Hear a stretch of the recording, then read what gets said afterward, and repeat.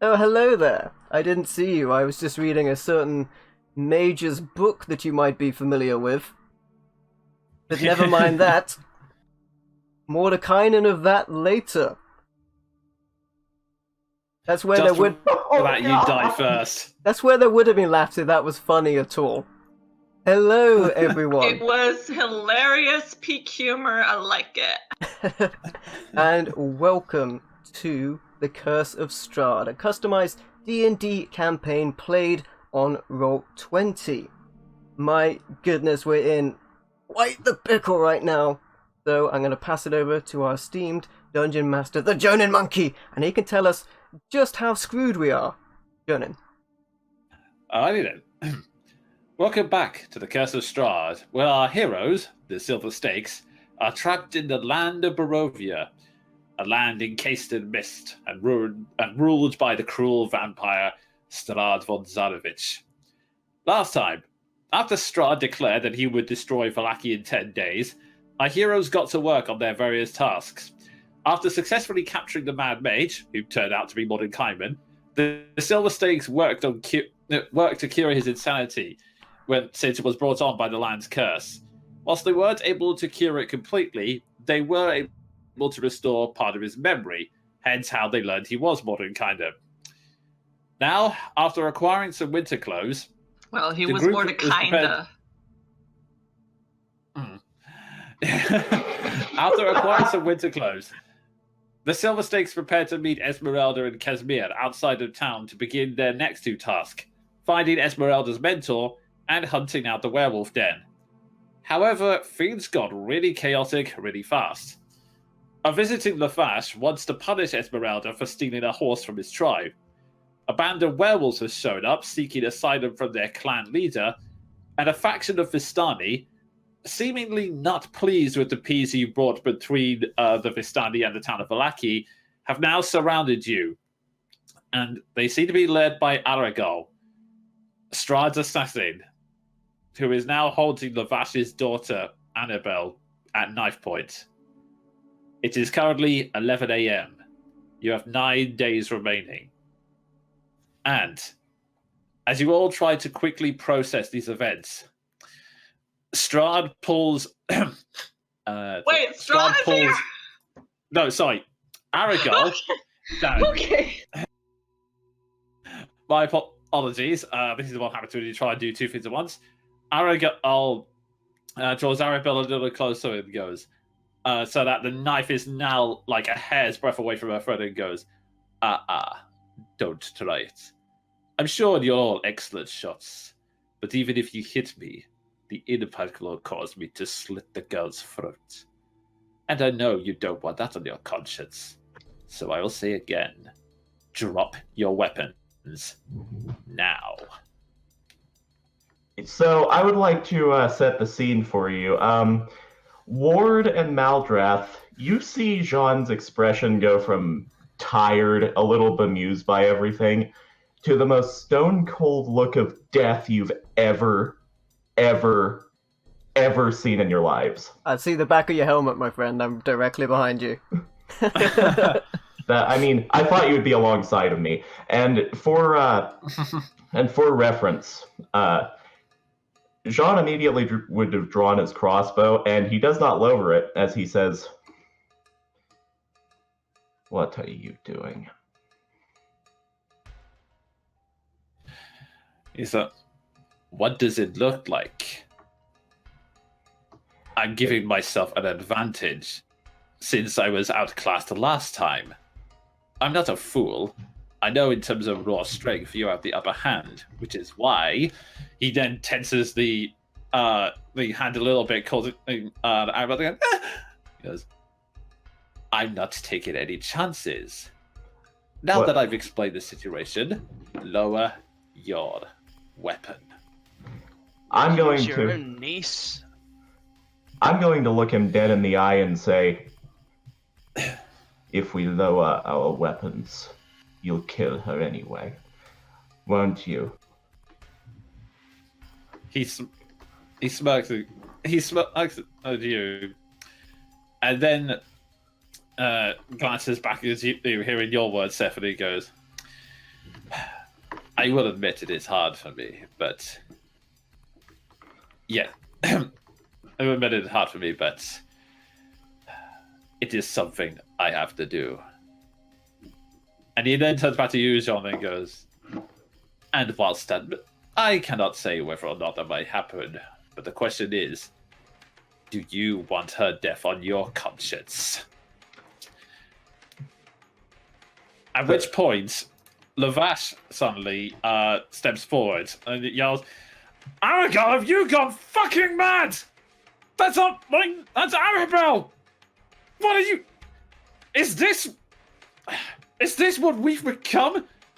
Is this what you've become? Why? To which Sartre goes, it's nothing personal, brother. I want to see the Vistani as rulers, not survivors. And the only way to do that is to ascend. And I cannot do that if all of you decide to turn your backs on the one in power. So, I'm afraid I'm going to have to tell a tragic tale. A tale of how the Vistani leader was killed by Valakis outside of town. After all, no one's good.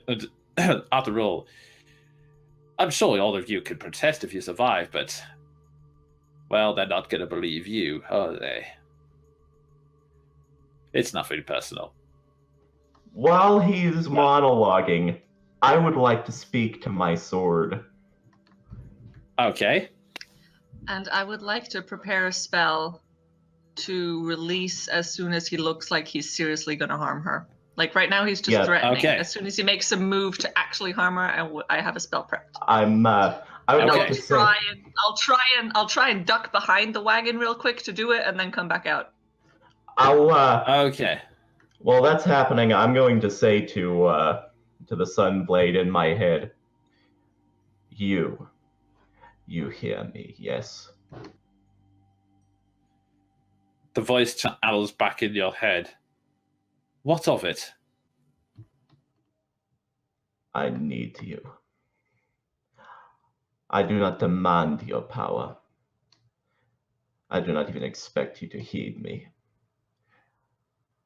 But if you do, there is a blow to be struck against Strahd. Deep and painful here and now. Tell me, do you trust my judgment? Go ahead and make a persuasion roll.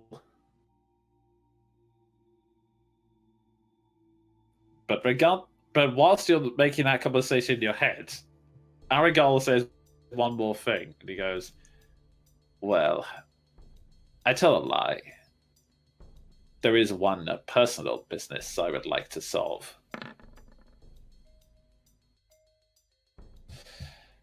And two things happened in quick succession. First,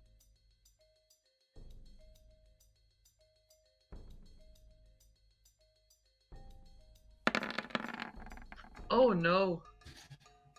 Jean, as you're in this speech, you hear the you suddenly hear a whistle as the arrow bolt flies inches away from your head and smacks into behind you, and it goes. And as you hear that, you hear Ada smirking goes, my luck has gone south ever since I encountered you on that day, when you ever so heroically stepped in to save Ismark from the shot I fired at him. Ever since then, every time I've encountered your group, it's always led to one disaster after another. Even my own family is turning against me now. Any last words before I order my men to shoot you, to pile arrow after arrow into you? And I rolled a 17. Yes. You hear the silent voice, you hear a silent confirmation in your head as you're taking in Aragal's words. the Lord Sodden back and he goes, "Prove yourself to me now." I will do so. And out loud I say, as it happens, I do. I have in my possession something that can turn your misfortunes around. I lower my crossbow and produce from my bag the hilt of the Sunblade. In my head saying, if you trust me, at the right moment, strike. And out loud I say, this blade activates only for Strahd. It is our greatest weapon against him. And if you were to take it, I guarantee that you would receive all you deserve. His eyes widen as he sees that, and he goes, interesting. He's looking at you guys. Of course, I don't need you to hand it over personally, do I? He motions to. As he motions, I'll say, no. You don't get to do this on your terms. I come closer, unarmed, and hand it over. If you choose to shoot me, then so be it. So long as you swear to me that you will trade me this blade for the girl. That is all I ask. He gazes at the blade and smirks and goes,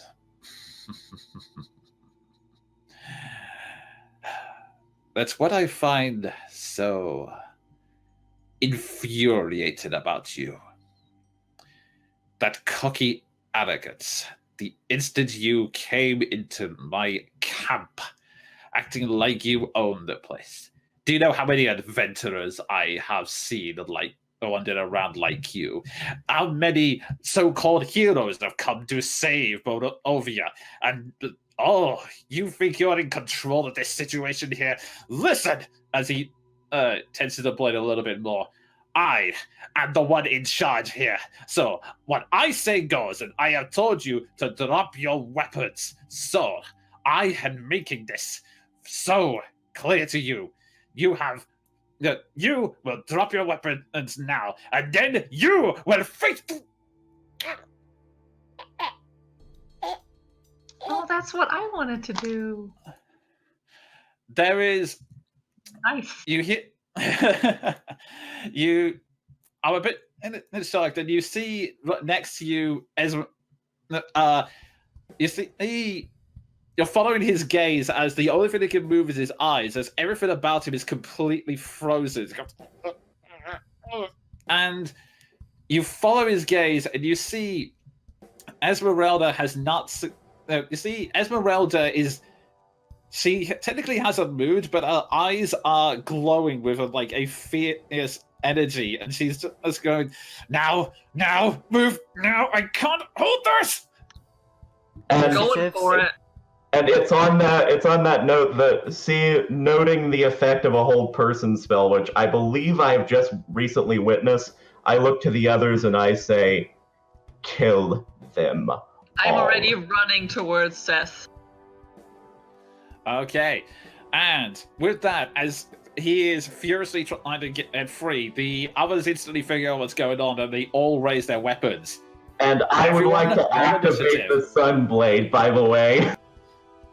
Go ahead. As you say that, you draw your blade just sort of instinctively, and the sunbeam just shoots out with almost blinding everyone, which actually gives the guards who are raising their weapons a moment to go, which gives you enough time to roll initiative before they can shoot. So, what?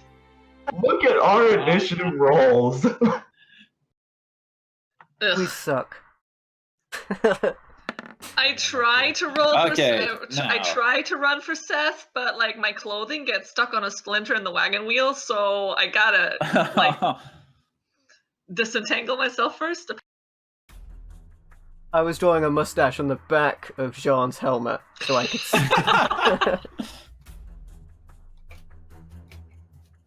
Okay, so Oh boy. okay, it appears we have Maldrath followed by them. And I'll turn the music down a second, sorry. I'm guessing my readied spell is long gone. That's one spell slot I ain't getting back. Yeah.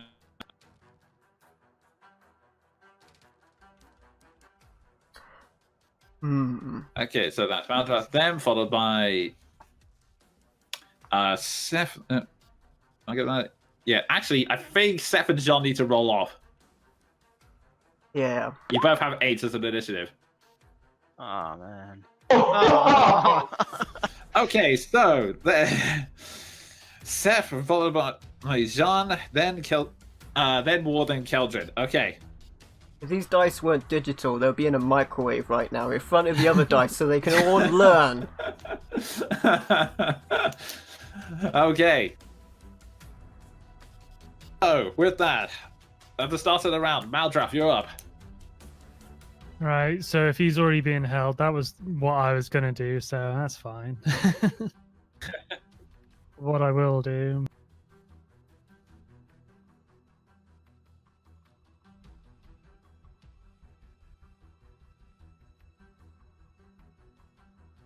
Pop up there. And then we'll see just what a big man he actually is. Okay. Oh, it still doesn't work. That was supposed to be blight. I forgot I didn't fix it. Oh, dude.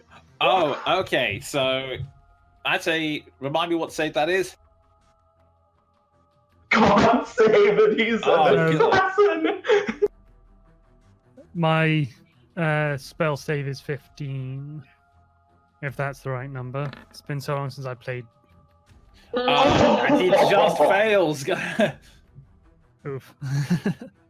Go ahead and roll your damage. 8d8, that's gonna hurt. I like it.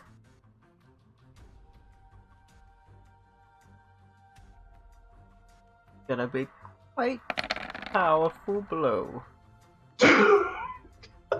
Okay.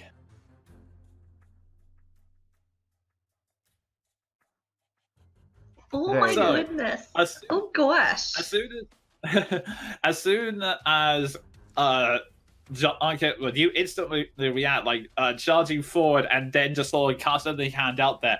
The chronic energy just travels along the frozen Aragal, and it's almost quite horrifying. The dark energy is like visibly it's like visibly draining the water out of him, and like before, you can see like the steam rise off him as the his skin slowly like pales and withers, but he cannot move during any of this. So you're just seeing him like, Oh my god, you just inflicted the effects of late stage radiation poisoning on him. Ew, god. Who's the big man now, Vinny? he is still appears to be alive, but you have hurt him very badly, and it's just like it's like he cannot move his mouth, and yet he must scream. That's how. And hence the big man thing. Okay. It was all aimed groinally. Again, he really wants to scream right now. Okay, with that, do you have any bonus actions you want to follow up on, or is that? I think the only bonus actions I have are spells, which I don't think I can do. Can I? Aside from the spiritual weapon, that's about it. And it'd have to be a cantrip. Yeah, so cantrip. Good point. Good point. In that case, yeah. Okay, with that, it comes around to them, and unfortunately, at this point, Keldrin, you hear a slight cry behind you, and then suddenly Esmeralda tumbles backwards, and she seems to lie down. At which point, Aragorn starts to move, but by that point, and I'm just going to roll this quickly.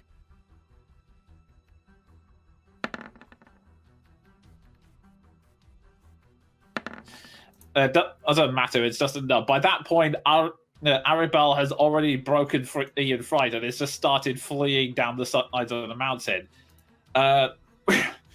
Aragorn is just you then hear Aragorn just go,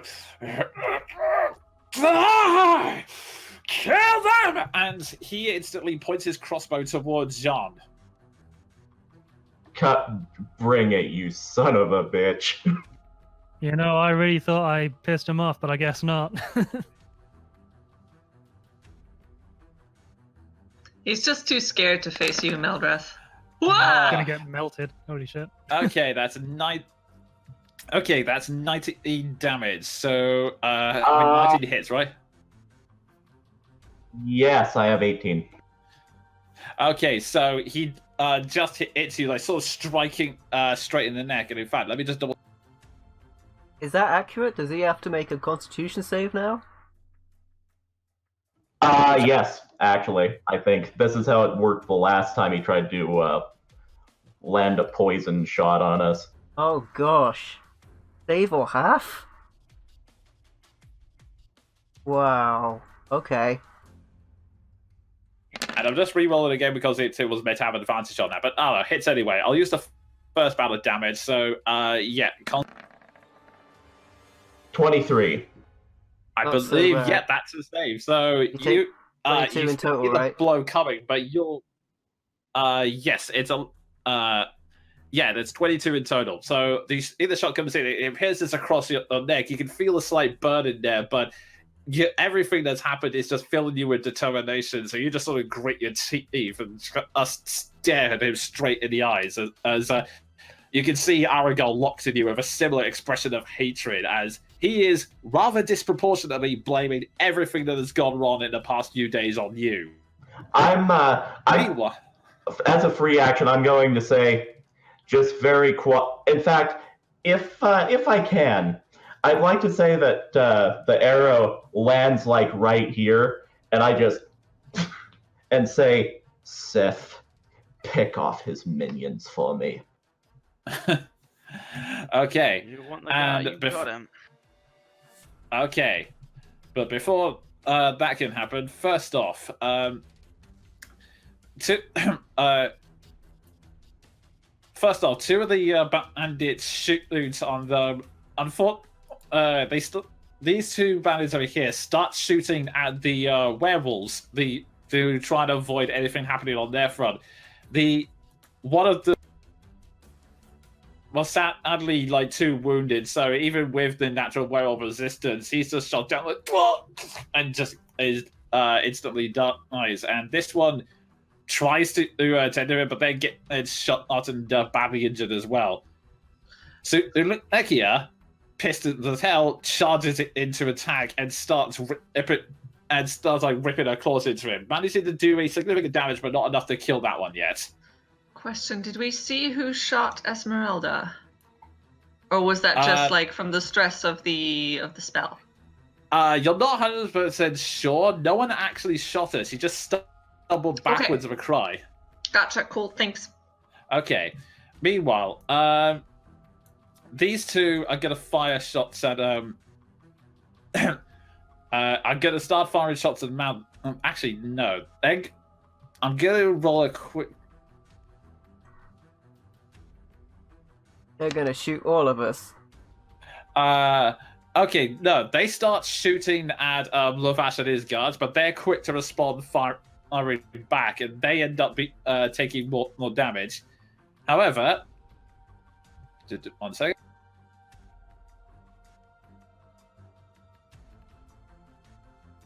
Oh boy.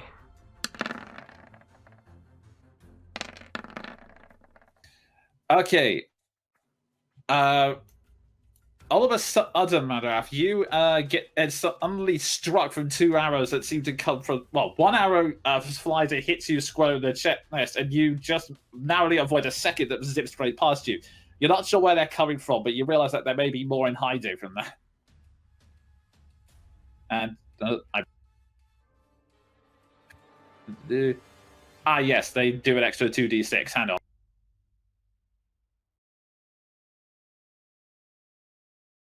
Uh-oh. So in total, you take 13 points of damage from that attack.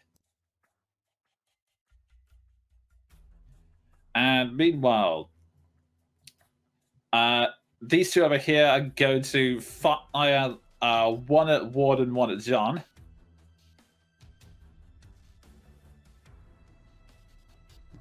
Actually, no. One of them is going to fire at Ward. The other is going to fire at Esmeralda, since he's closer and has posed a threat. So... Okay, for you, Ward, that is... it's not an advantage, so they miss. The second... I'd like to eat the arrow. They fire at you, but then you just manage to sort of catch it from the air, just go... Which is going to go... What? Just realised it's a bolt, so it's probably metal. Nevertheless, still probably happens. There is still like a quarter of blood where you try that and it just goes... But you just completely ignore it, which... At the very least makes him question your mental health.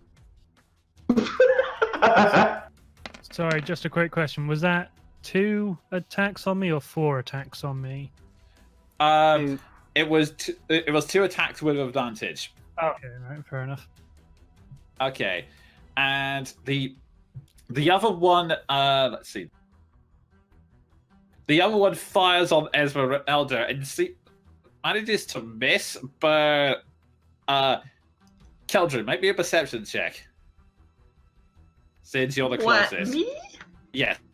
What? That's like an 11. You're a bit confused. You don't know what's going on. You know that they're firing on Esmeralda. In character, yeah. Okay. And there's one last one, and he's gonna attack Gonzalekia.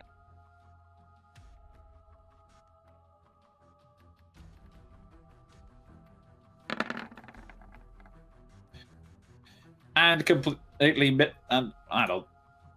No wait, he just hits. It's not a very powerful shot. It just grazes the shot. Although since you know Wells can take a lot of punishments, but at the moment he's just trying to get her off the standy folks over there. And with that, actually one last person. And let's check in their options here. Yes, behind you said Casimir, you. Starts a moment to himself, and he is.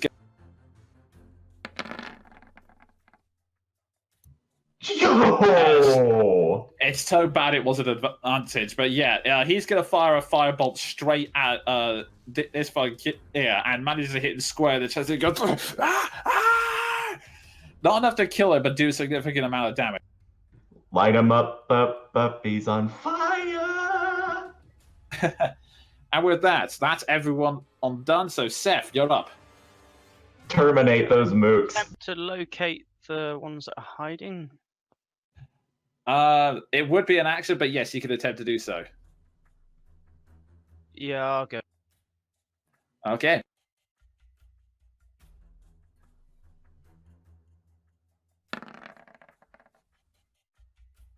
Unfortunately, in all the chaos, you haven't been able to detect whereabouts they're coming from. They're somewhere over this direction, but it's hard to pinpoint where exactly they are. Yeah, no problem. Okay, so unfortunately that was your action. Anything else you'd like to do? Or... There's not really much I can do with a bonus action. You do have an action surge, and I think we're going to get a short rest before we get to the werewolves, because that's a long way away. Assuming we live. It feels lackluster to use it when I've failed or thing. I'll save it to be more amazing. Okay, fair enough. You can't see any bad guys, he gets depressed. Okay, Jean, you're up. I've been waiting for this turn for a month. I would like to just just turn a glare that could kill down on Aragol and say, "You know, you and I have a lot in common. We've betrayed our families. We've thrown away everything meaningful to us." And I raise my blade and say, "And as it turns out, we both lie." And I would like to charge him. Okay. Just as you leave, Ward says, "That was beautiful, but it's a battle. He couldn't hear you." One, I was two. about to say, for dramatic effect, I'm gonna say he's saying this as he's charging. So Fair enough. Yep. I have 50 feet of movement on a riding horse, so I'm gonna get to there, almost do a flying dismount, and just start mauling him. okay, because he's about 10 feet up, I'm gonna need you to make an acrobatics check to make sure you can actually get to him. Okay, I choose to make this roll with advantage. Go ahead. Using human determination, right? Yes, natural 20. Oh, okay. In that case, go ahead and make your attack roll. As you, Legend of Zelda style, you charge and leap off your horse and go straight into a jump attack with a blow. I like What? to imagine there's a slow motion leap and then just a little as he comes down. Little smoother than the mustache. But yeah, go ahead and roll it. Make an attack roll. That should have been with the sun sword, so that's 20. It does hit. Go ahead and roll your damage. I'm not rolling another attack, I'm just doing this so I can click on the weapon. Okay, fair. I think he did the twirl while he said, "We both lie." 16 radiant. close-up, and then jump. 16 radiant damage.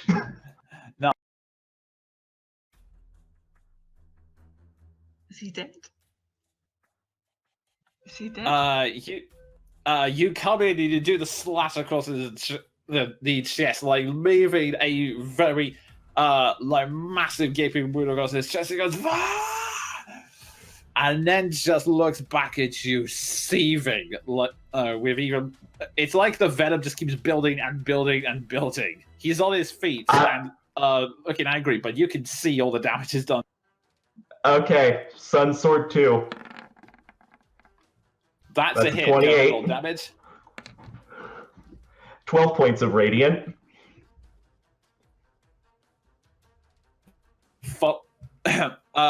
Once again, you honor it up with a slash, and it goes.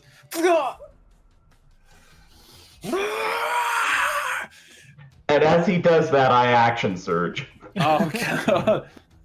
Go ahead. And yeah, I say nothing. I'm enraged. Yeah. 21. Okay, that's a hit. Roll the damage. Again, not quite. You just thrust in front us once again. You tear a hole in his shoulder. Yeah, And- one more attack. And this last one I'd like to say, and this one's for your brother, and this one's for your brother, you lying fuck. And I clock him with the pommel to knock him out, because I want to present him to his brother. Okay, go ahead and roll your attack. 26. That is a hit. You, as you see your rage, you clock him on the head with a pommel, and he stumbles backwards in a undignified clump as he just goes rolling down the hillside, landing in a let's see. Just trying to find the right symbol for this. Okay, for now, but yeah, he is now unconscious, just lying in an undignified mess on the other side of the rocks. Okay, and I would like to end my turn by standing atop the mountain, looking down at his minions and saying, "My name is Jean-Gaspard Duvalier of the Order of the Silver Dragon. Any questions?" Okay, with that, Ward, you're up. Ward looks across 6 seconds later after the battle begun, and Jean is like rocketed over there and just knocked out the bed. big bad guy. Like, that's handled. There's a bad guy over there, right? I'm gonna go kill him. Yeah. Go ahead. One of the mooks just raises his hand and be like, "Can I be excused, sir? I got permission from my mom. She said that's bad for my health." Oh! As you charge, hoping... His heartfelt plea rings true. As you charge, you see him look a little you see him look frightened, and you hesitate for a moment before going on the attack.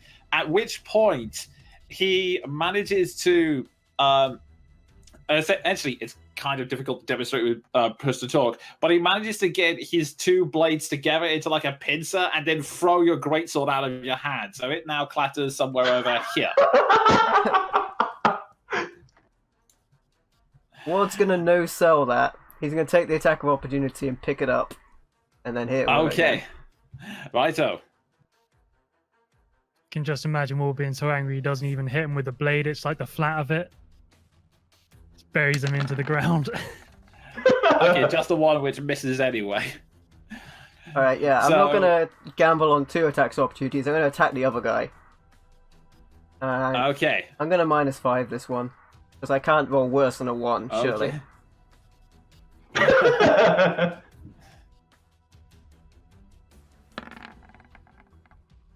was so close to a nat 20. That's a definite hit. Roll your damage as you you manage to pick out the blade, parry the guy attempting to attack you while you're down, look him straight in the eye, and then turn around and slash his friend instead. He takes 24 points of damage and is only just alive. Only just. I'll just look quite annoyed, but try not to show it. Like, and I'll just look back at the other guy and be like, "Ooh, yeah, ooh, ah." The funny thing is, because you slashed him up, and this guy's chest is now torn open and pounded with blood. They're both intimidated by that look of annoyance as they go, "Oh God." Okay, and with that, Keldrin, you're up. You were a bit slow to act, but that was just because you had a plan, and then suddenly things went chaotic, and you don't know. Yup. Also, I got stuck in the wagon wheel. I'll quickly untangle myself from there and just go 1, 2, 3 up to Seth, and I'm gonna poke your quiver of arrows, and you now have flame arrows again. You're welcome. Thank you. An extra 1d6 fire damage for 12 pieces of your ammunition. And that's concentration on myself for it lasts for an hour. And then with my bonus action, that was my move, that was my action, that's my bonus action, I'm going to go giant elk. And that's my entire... Actually, I have some more move left. Especially as a giant elk, but I don't think I can get all the way. Let me just real quick check what my movement is here.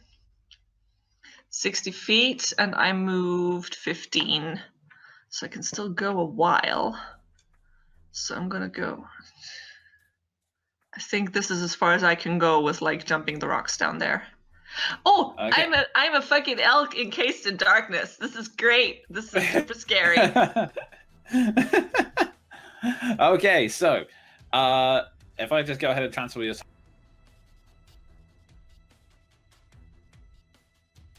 I'm glad you didn't come this way, because was not seeing you do that. If he just sees a dark, like, elk come out from around the wagon, "Oh, Strahd's minions again! Just like the nightmare!" I'll tell you what, it's certainly terrified that one that was on fire just starts to train his crossbow on bolt on you as he sees you going to impact your ally. But then as you charge towards him, you transform into an elk and now leap up towards him. And now they're just staring at you. As I'm running. There's this weird, as I'm running, I take a jump and go boom, like tiny dwarf girl, huge fucking elk. And as you do that, they're staring at this elk, glaring angrily at them with this dark, oily, shadowy substance flowing around them like a strange, almost Dragon Ball Z-like aura, and they're just staring at you, just in this mixture of confusion and horror, like, what is this thing? And that's my turn. Okay, and with that, we go back to the top of the round. Maldraff. Okay. I'm gonna run into this and smack him with my sword. Go ahead.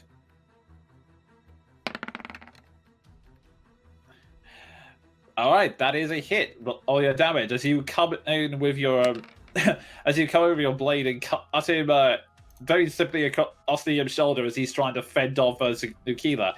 And That should be a 9. That should be a +1 on top of that as well. Okay, fair enough. He is only just he's just barely hanging on, but through the course of your blade, it won't be long before he dies.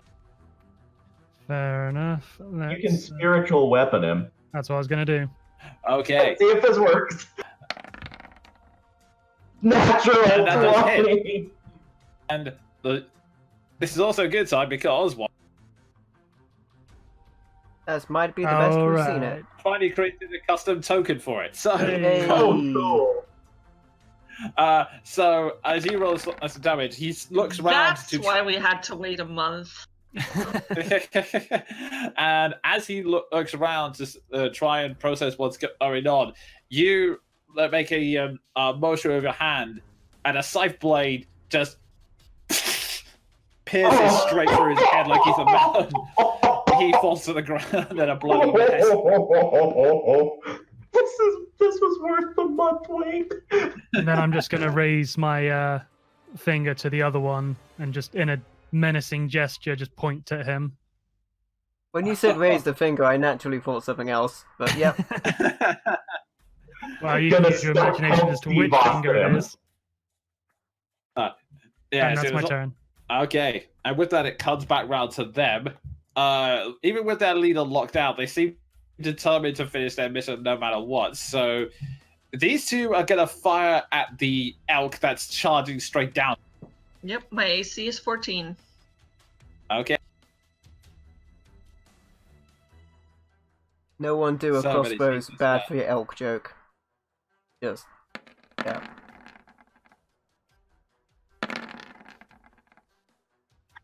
One misses, one hits, but apparently all he does is slightly chink your horn as you take 1 point of piercing damage as it just kind of dinks your horn, not really enough to do anything serious though.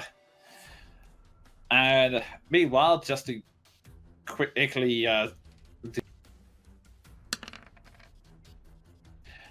still need to concentration check though. Hang on. That would suck okay. if I just lost the flame arrows right now.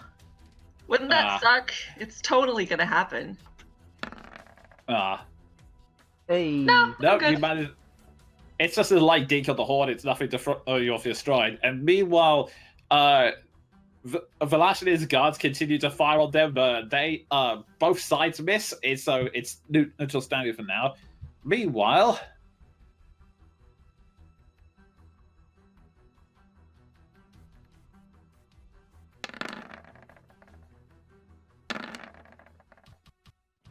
in response to your taunt, John, 2 arrows fire out of you from seemingly nowhere. What was your DC? 18, so it does hit me. Unfortunately, both hit, and they get sneak attack damage for that. So, Oh boy. Okay. My duty is done. okay. So overall, you take let's see, 17 points of piercing damage overall as 2 arrows like strike you in the back as more shots are being fired on you. Just to This guy. emphasize the visage of me right now, I like to imagine that one knocks my helmet off and I'm just like that one scene in The Walking Dead season 4, gushing.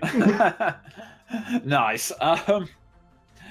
Okay, and as you're standing up there, this guy is going to nervously pull back and try and fire a crossbow bolt at you. At me again? No, Maldrath. Because he's the one who pierced straight through his head. And in his fight, completely misses. Swing and a miss. Meanwhile, this one is going to move back, but unfortunately, these two get pack tactics, so they're going to use their attacks on.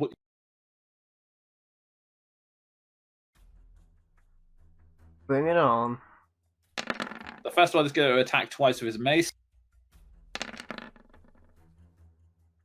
Wow, I really should have raged. Yep, they both hit. Okay. All right, so they come at you, and you take let's see, 11 points of bludgeoning damage overall. As he just follows up with his like 1, 2, 2 full attacks on the shoulders, and then is going to use his crossbow. And actually, let me just double check. Let's see. Yeah, at least one of the allies is within 5 feet, so he gets advantage on this crossbow shot.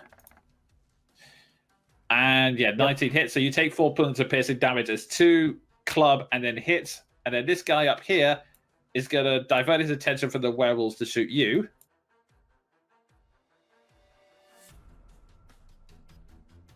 I significantly underestimated the attack back. And misses. So that may come back to bite him, as at that point the werewolves, now recovering from their fright. Was that a pun?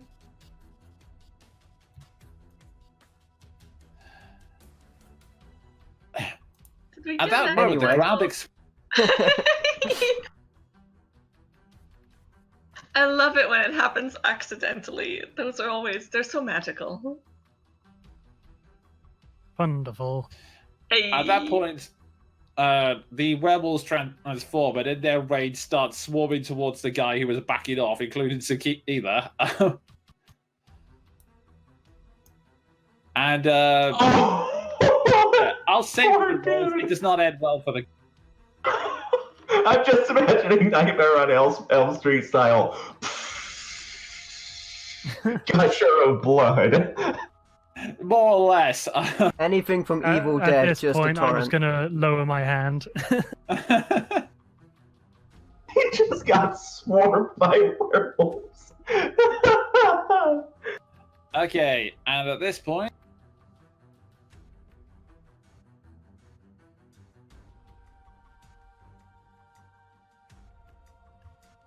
Waiting for Roll20 to load. Okay, there we go. Lily transforms, and then is gonna charge up over to. Let's see. Where am I supposed to go? Yeah, she's over to charge towards this guy in order to get the back off. Meanwhile, and last but not least, Casimir is going to fire one more shot at the thug attacking you with a club. What?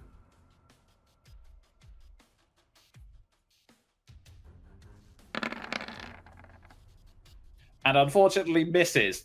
This time the guy's prepared. In fact, actually with the club, he manages to bat the firebolt out of the air. And with that, that's the end of their turn. So it goes back round to Seth.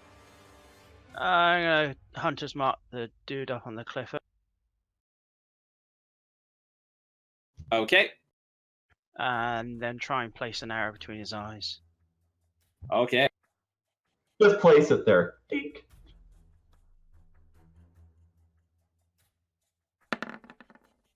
Oh, Definite hit. Roll your damage. Come on. Be honest, you 2-5. ricocheted it off, like, both of the other guards' belt buckles and into that guy's face.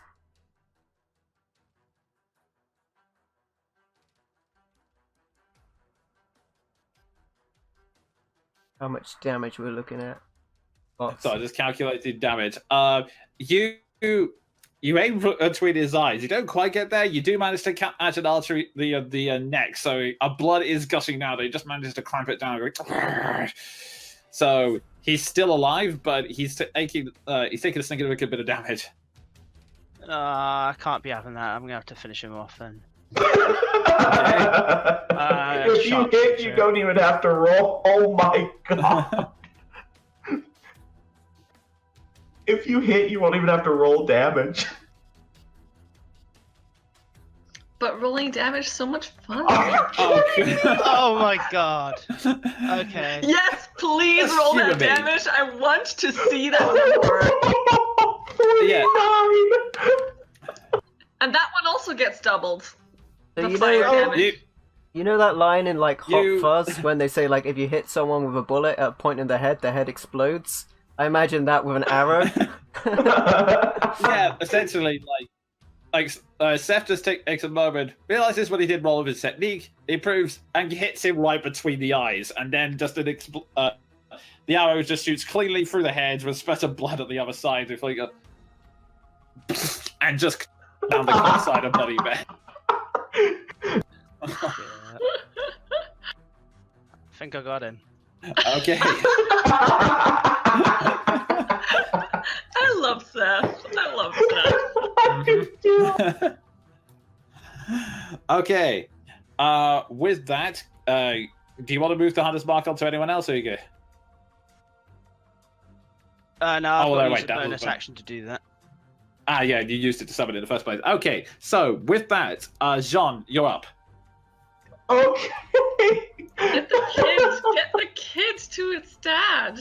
Yeah, I'm going to look actually, No, Aragal is boned. No one's gonna help him at this point. I'm going to I'm gonna operate on priorities. I'll move down grab Arabelle if I can and haul us both up on Andre and get the hell out of there.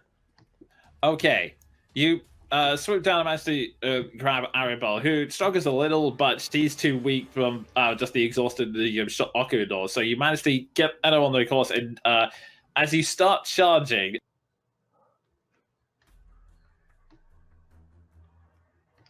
Oh.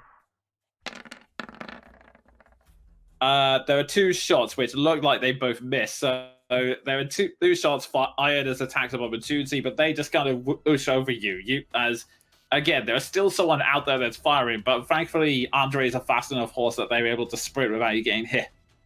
Yeah, and I'll do the rest of my movement, which should be 40. 1, 2, 3, 4, 5, 6, 7, 8 to there. And I still have was any of that my full action? I will say picking up Arabelle was an accident. Okay. Can I do anything as a bonus action? Yes, I can. Second wind. Okay.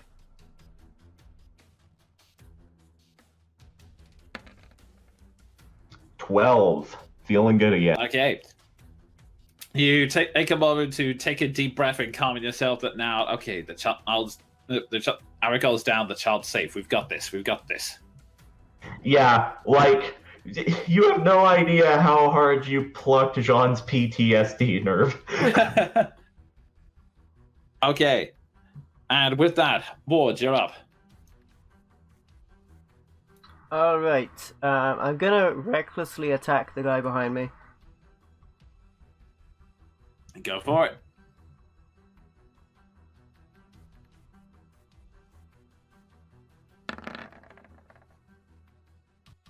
Definite hit. Roll your damage.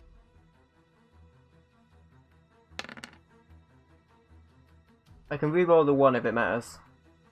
Go for you know what, Hubert, go for it.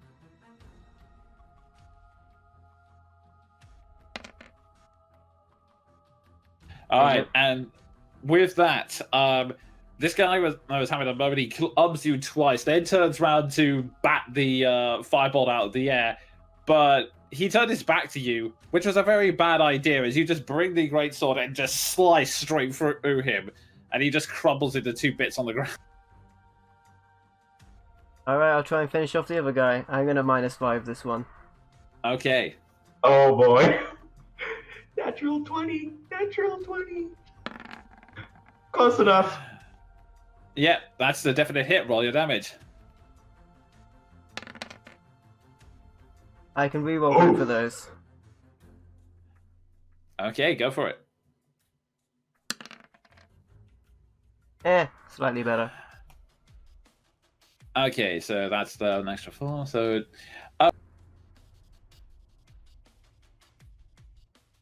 you slash him straight across the chest, and he just manages to step back just in time, just to avoid it being fatal. But it's a really deep gash, and he just sort of stumbles back and manages to prop himself up against the cliff and go, like a light breeze will knock him over at this point. Listen, just go. Go for it. I'll let you run. You evil, evil man. Okay. Okay. Go ahead and make me the intimidation roll, just well. Or persuasion, whichever is your preference. Probably intimidation. Is on here somewhere. Yeah, +3.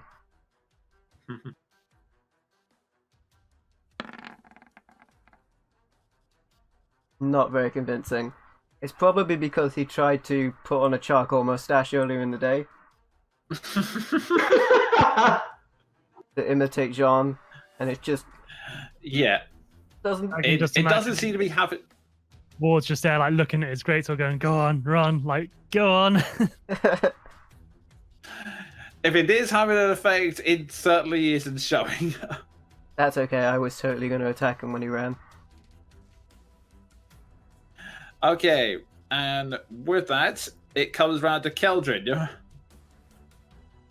All right, so to do the elk's cool thing, I need 20 feet of charging distance.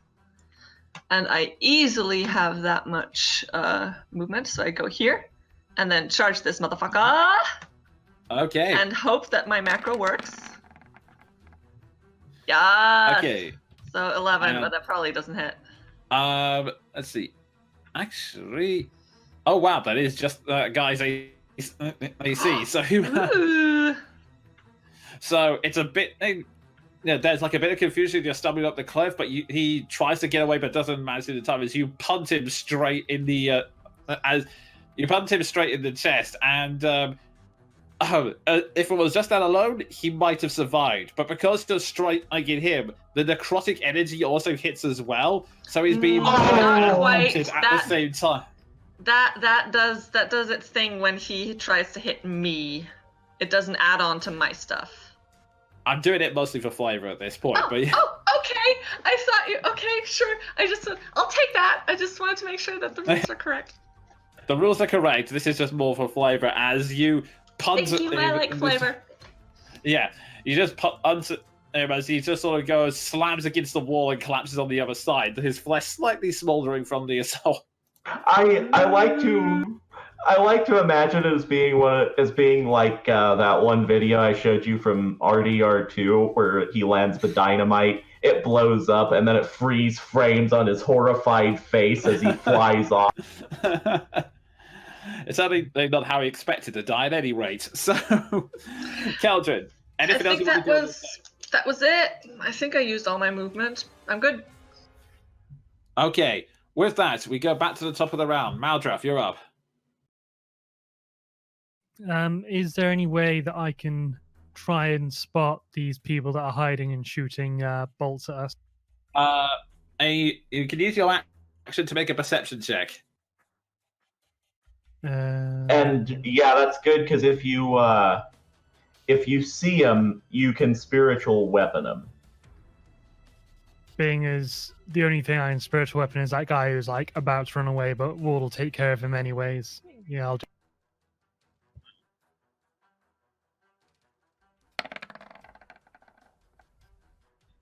Okay, with that, you calmly try to piece together, like, okay, you were struck near the large rocks. Jean was hit from behind when he was standing up there earlier. You, with them also firing when Jean passed by on the horse, you conclude that they are somewhere in this tree bracket. And with that, I'll say you give the shot. With that, you are able to discern that They are right there in these trees. Okay. Then I shall announce my discovery, but I don't think I'll be able to make. Let's see. I believe you can move the spiritual weapon. 30 feet is it? Also? 30 feet, I think. Okay. Yeah. So I just have to move myself and my spiritual weapon as far. Hmm. I'm I mean, imagining frankly, beneath that hood he just has these huge binoculars, and it's just like there they are. I mean, if you get a little further, you could probably sacred flame them. So, As a bonus action on your turn, you can move the weapon up to 20 feet and repeat the attack on the creature. okay, fair. Yeah, so you got your regular movement and your bonus action. You can move your spiritual weapon 20 foot. Yeah. Or you could healing word someone, but the only person who's really taken terrible damage is Ward. I wouldn't say terrible. I've got quite a lot of HP. Plus, I think I'm he's all the probably way out. over the other side of the map. He doesn't know what's going on. That's going to count as difficult terrain if I try and go straight for that. Over this part of the cliff, yes. Let's see. I'd say you'll be able to get to about here-ish. I'll move myself there and bring my spiritual weapon as close as I can. Okay, so that would be... Yeah, it can fly. That's about 10 feet, so I'd say it gets to about here-ish, if you want to try to get it up anyway. Yeah, I thought it would be about there because it can fly and Okay. just go in a straight line. Okay. But yeah, that'll be my turn. Obviously, I've shouted to everyone that here are those sneaky bastards. Yeah. In fact, I imagine you just sort of walk up and say the shit way, there, and just like point your two fingers towards them. Okay, Accurate. and with that, it comes back to them. The one of them fires on you after revealing their location. This is when we realised they just had terrible cardboard cutouts of trees all along, and we're just super uninsightful of our environment. Okay, and they miss, so the next one fires. And still misses. They're just firing in blind panic at this point. I love the idea that he's just casually walking forward like they're over there, and they're shooting at him the entire time. Maldrath is just completely unflappable. Except for his cloak. That's very flappable. That does flap. But in a cool way. Okay, and let's see. At this point, one of the this alley completely panicked. Just steps forward. His eyes start glowing, and he looks at you, Keller, and say, "Hey, monster thing, wouldn't it be cool if you just like attacked everyone? Wouldn't it? Wouldn't it? Wouldn't it?" Let me just make double check. I mean, it would be cool, but it wouldn't be good. I'm gonna need you to make me a make me a wisdom saving throw, Kildred. Well, thank goodness I keep my own mental stats. Come on, please be good. Hey. Yeah. You can see that he's trying to challenge you, and then there's like a slight effect on your mind, but barely anything. It's like a brief suggestion you don't even consider. At which point he I shake my antlers and lower them. And at this point you suddenly see something. His eyes are glowing, and then suddenly they turn like completely they turn completely like black, like coal, and he's just standing back, and he suddenly touches his eye, like pat himself, like oh fuck, Is he a And he's robot? Did his laser eye break? What the fuck? He didn't pay his magic bill, And- so that's been repossessed. Yeah, happens. And he's just sort of standing around desperately trying to he is only like wandering around in what appears to be a den. Whilst that's going on,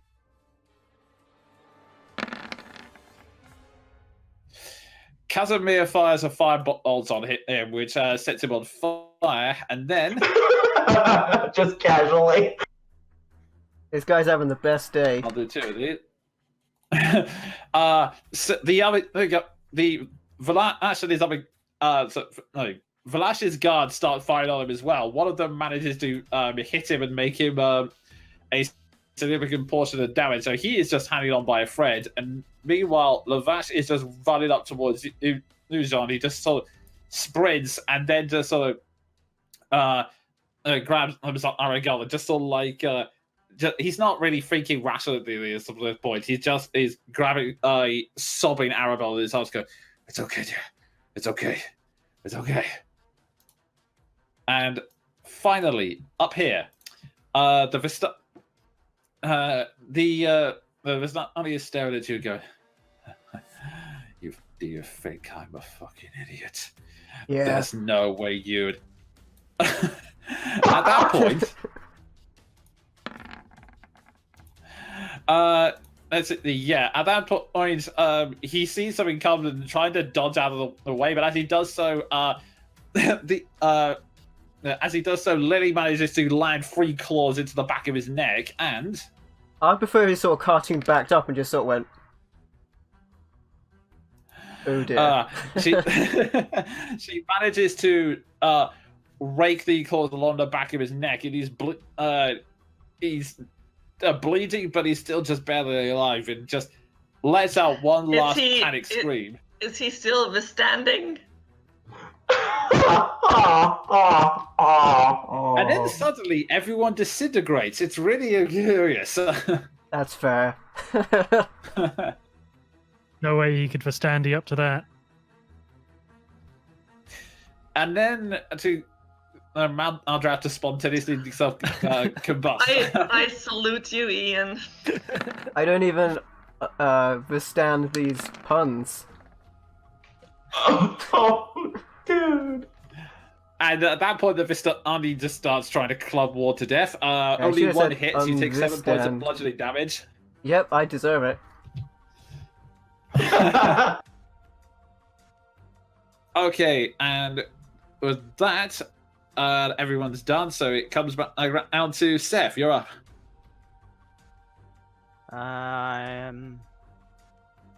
Is there only like 2? Oh no, there's the ones in the.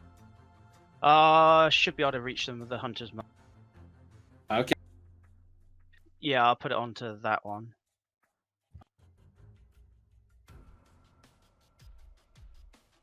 Oh, come on, Roll20, work with me. There we go. And Zakira.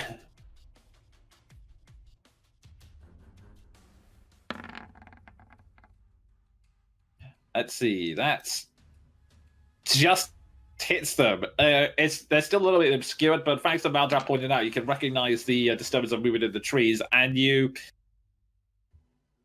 take it out in one shot, just cleanly in the fitness. And to his friend. Okay. And he was firing with his feet.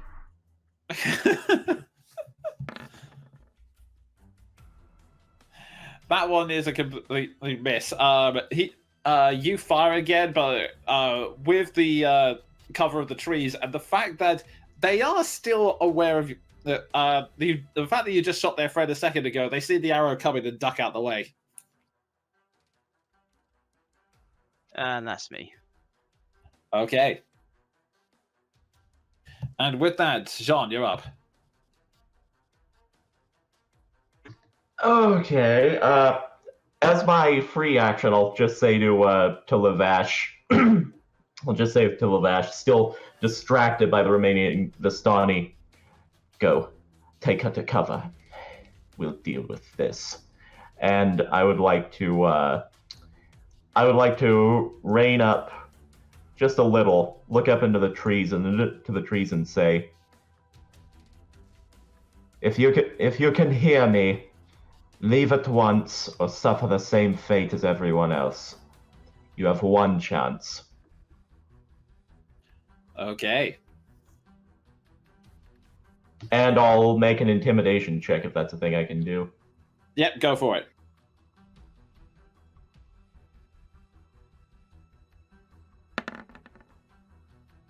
$19. They shiver, but you still await a response. Meanwhile, Ward, you're... I can just imagine the branches going. Alright, I'm gonna get to flanking with him. So he's between a werewolf and a half-orc, which is always a good place to be. I'm gonna pull out my hand axe, and I'm gonna attempt to cut him in the midsection and just pull out his guts and strangle him with them. Oh my god, Lord! Can you Go do all that ahead in one and action? Rolling the right dice though, not 2d8. Yeah.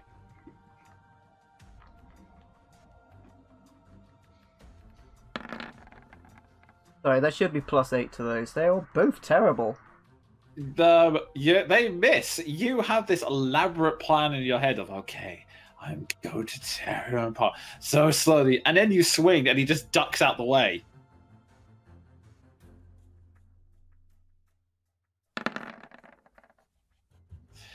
And that's when you land the axe directly into the back of his head.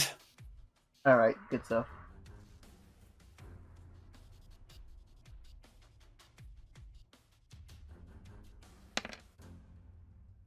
Nine.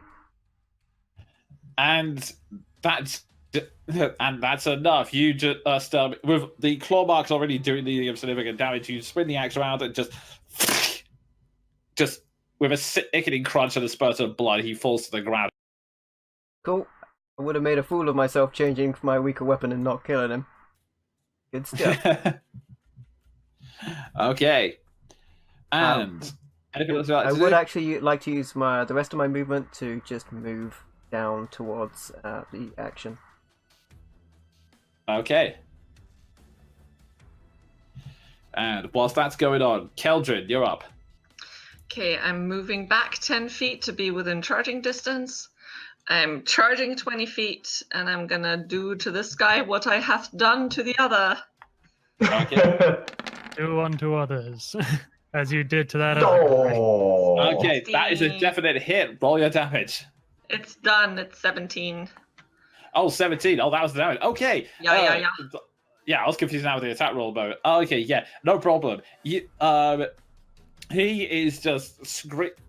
He's on fire. He has arrows in him, and then before you can process anything else, you just slam him against the opposite wall, and slam against the wall, and he slumps somewhere near his partner, and is out.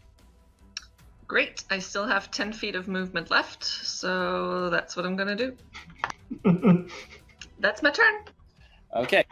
Had to leave something in the chat. And Roll20 is not letting me mark him as dead. What? It's 'cause He's a he's- revenant! There we go. No! There we go, now he's dead. It's the true boss. The true boss. Okay. With that, it comes back to the top of the round. Maldraff, you're up. All right.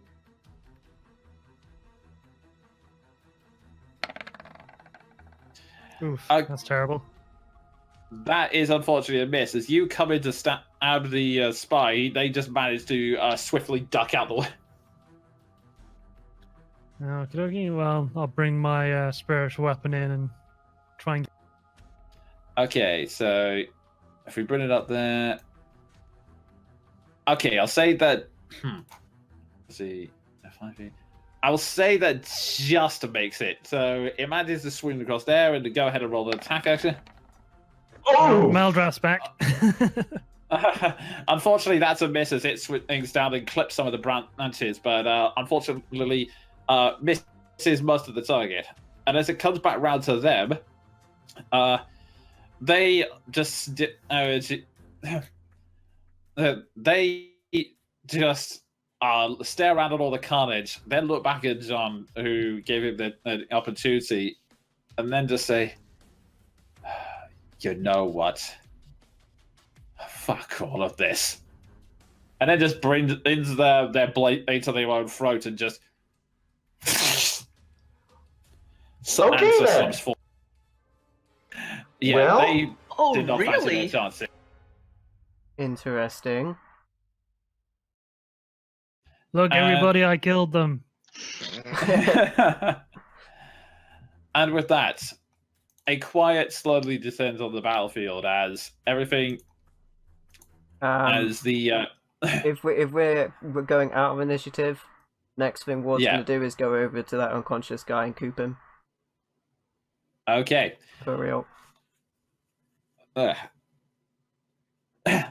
All right, so Ward, you climb down and head over towards Aragel's over here. And so, what did you say you're gonna do? Coop the Grace. No. Yeah, I would that's like why I wanted to. us to. That's why I wanted to stay in instant initiative, but we could. Okay. Yeah. If you try to do that, do that, John's already going to be coming over. I'm going to like Okay, off I of will say- Andre. You two are gonna have to make initiative in this case. Well, I mean it's mostly a flavor thing because what I'm going to do is say The one time I'm fast. I'm with Ward on this one. Well, Nikolai. What I was- Don't know about Keldern. what I was going to do. Yeah, I'm out of initiative, but if it's at all possible, if you get him there first, what I want to say is, Ward, I intend to do the same thing, but the right way. I will say, unfortunately, you're just you're trying to say that, but Ward is just too quick and too focused on his lust. So you get the words out, but it's too late. Ward has just gone and just swiftly just gone. So you heard it, but too late. I know you mean well, Sean. And I do take heed of that. But he's too dangerous. I regard the scene before me and say, fair enough, I suppose. It was John, what I hoped to do. But I wished to make an example of him with his people. this is why you're gonna be better. Because you make these decisions. Gonna be better than this, and you're gonna be better than me, okay? And I on just- the other hand, his body is half melted, so I think he's going to be example enough. Thanks, Maldrath. Just thumbs up. As you're saying that, I say, it's hard enough as it is. I wanted to do things the right way after I've spent so many years cocking them up, practically becoming just like him. Listen, Sean, don't go down that road. And don't go down the road that I've gone down. I want you to be better, and trust me, I fully intend to pay every crime that I've made when this is over.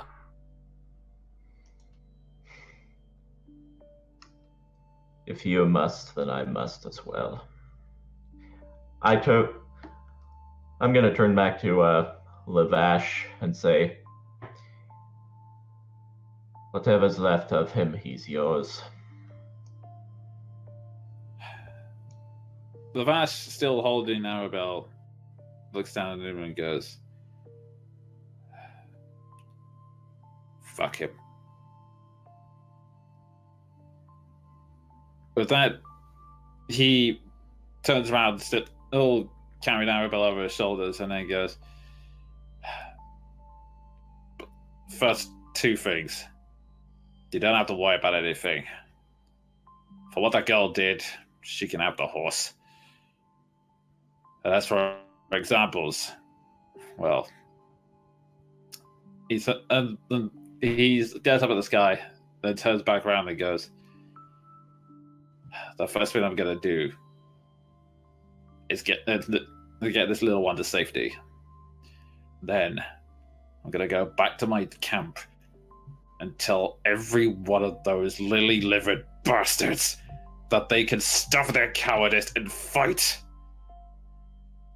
Because I would rather that we all die just the people we are than working for a bastard like that who would make him do this.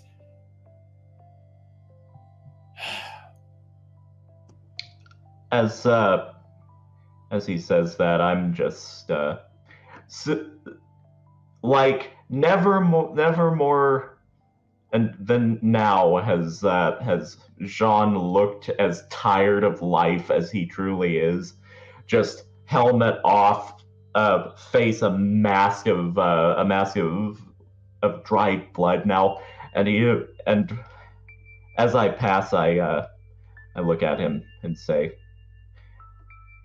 better to fight than to become something like him, or something like me. Lavash, after all we've talked, and after what you've agreed to do for us, I have one last thing to ask of you. Sure. Keep that girl safe. I've seen enough of children dying. Lavash, he says you for a moment. A smile creeps across his face. And then he just goes, is that all? Trust me, I was going to do that one way or the other. I figured it just seemed right to say it. Yeah, you're not as bad as you think, you know. Come on, girl. And with that, the two of them begin to walk away. I kind of And wave as they go past, just like a... Lavash chuckles. Arabelle is still not responding to anything, still in a little bit of shock. And as he walks back into town, and both you and the werewolves are still licking their wounds and dealing with the chaos that has unfolded, that's where we're going to take a quick break. Okay. Alright, guys. That wasn't as bad as I thought it would be. Don't say that. The next encounter will be way worse now. It's not over yet. Alright, guys, things are getting tense in Barovia, and we've got 9 days left to defeat Strahd before he destroys everything. And we'll be right back after a break to see if we can do it! Don't go anywhere, guys. We will be right back.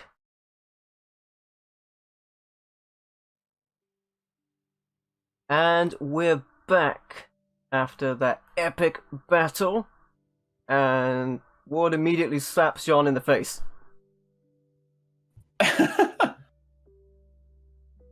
Any reason, or? Just seeing if he had a reaction. No, that's not the reason. He's very stoic from it.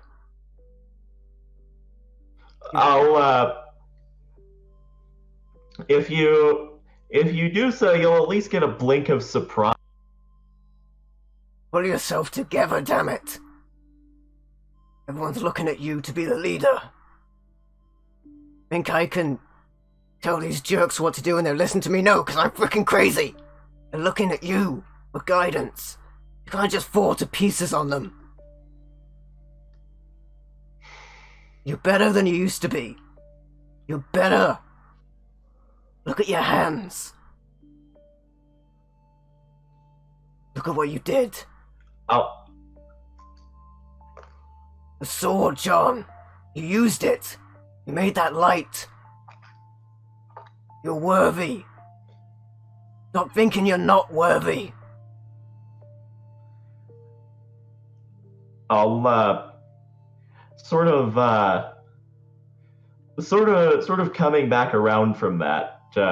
I imagine it. I imagine your words have an especially good effect because you clipped me right in the arrow wound. But, Slaps him again. Did I slap you too hard? Did you not hear me? Are your ears ringing from the helmet? I'll raise a hand and say, "All right, your point is made. Did you have to slap me on that side?" Yeah, that's my best slapping hand. I could backhand it, but it's not as good. An overhead slap. More powerful. Please. Uh-oh. Good. He cut off mid-sentence. We good? We're good.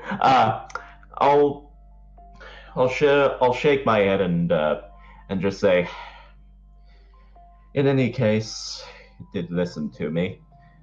Although I think the both of us can agree that Mr. Smooth Talker in the black cloak makes a better leader than either of us.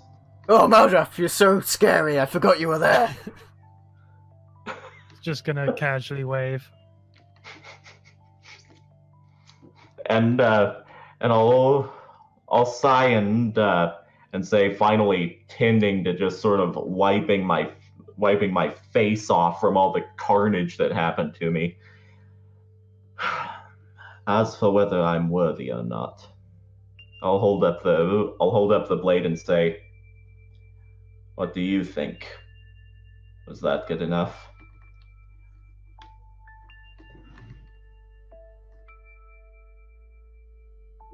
I would just like to interrupt this touching moment and say, excuse me, but daylight's burning and these bodies aren't, so we should probably get a move on.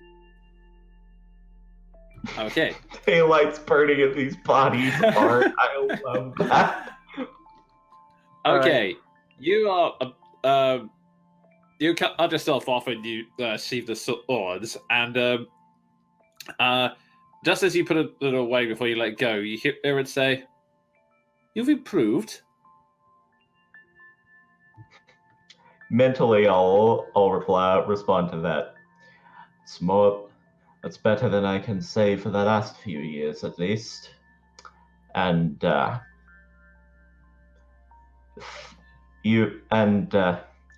as stubborn as our partnership so far has been, you have my gratitude for helping us earlier.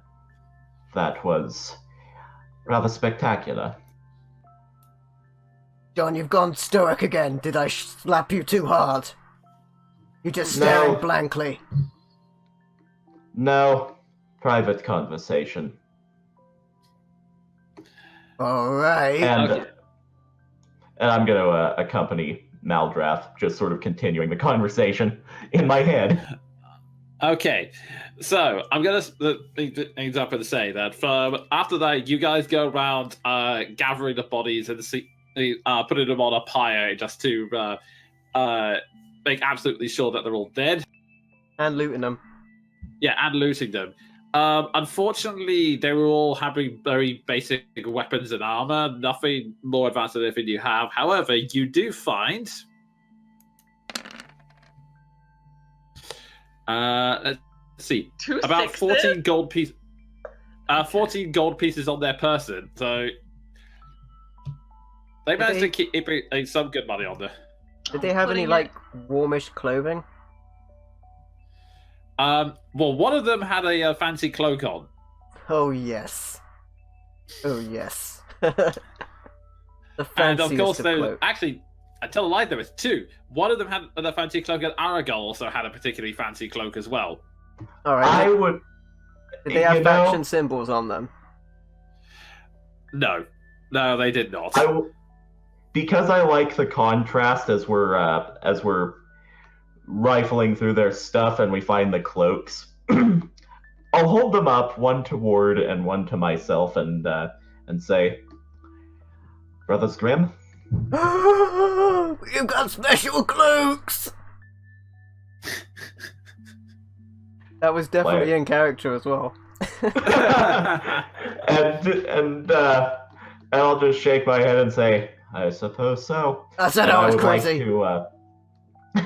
I would like to pin my. I would like it. Please tell me it's a black cloak because that is a contrast I love.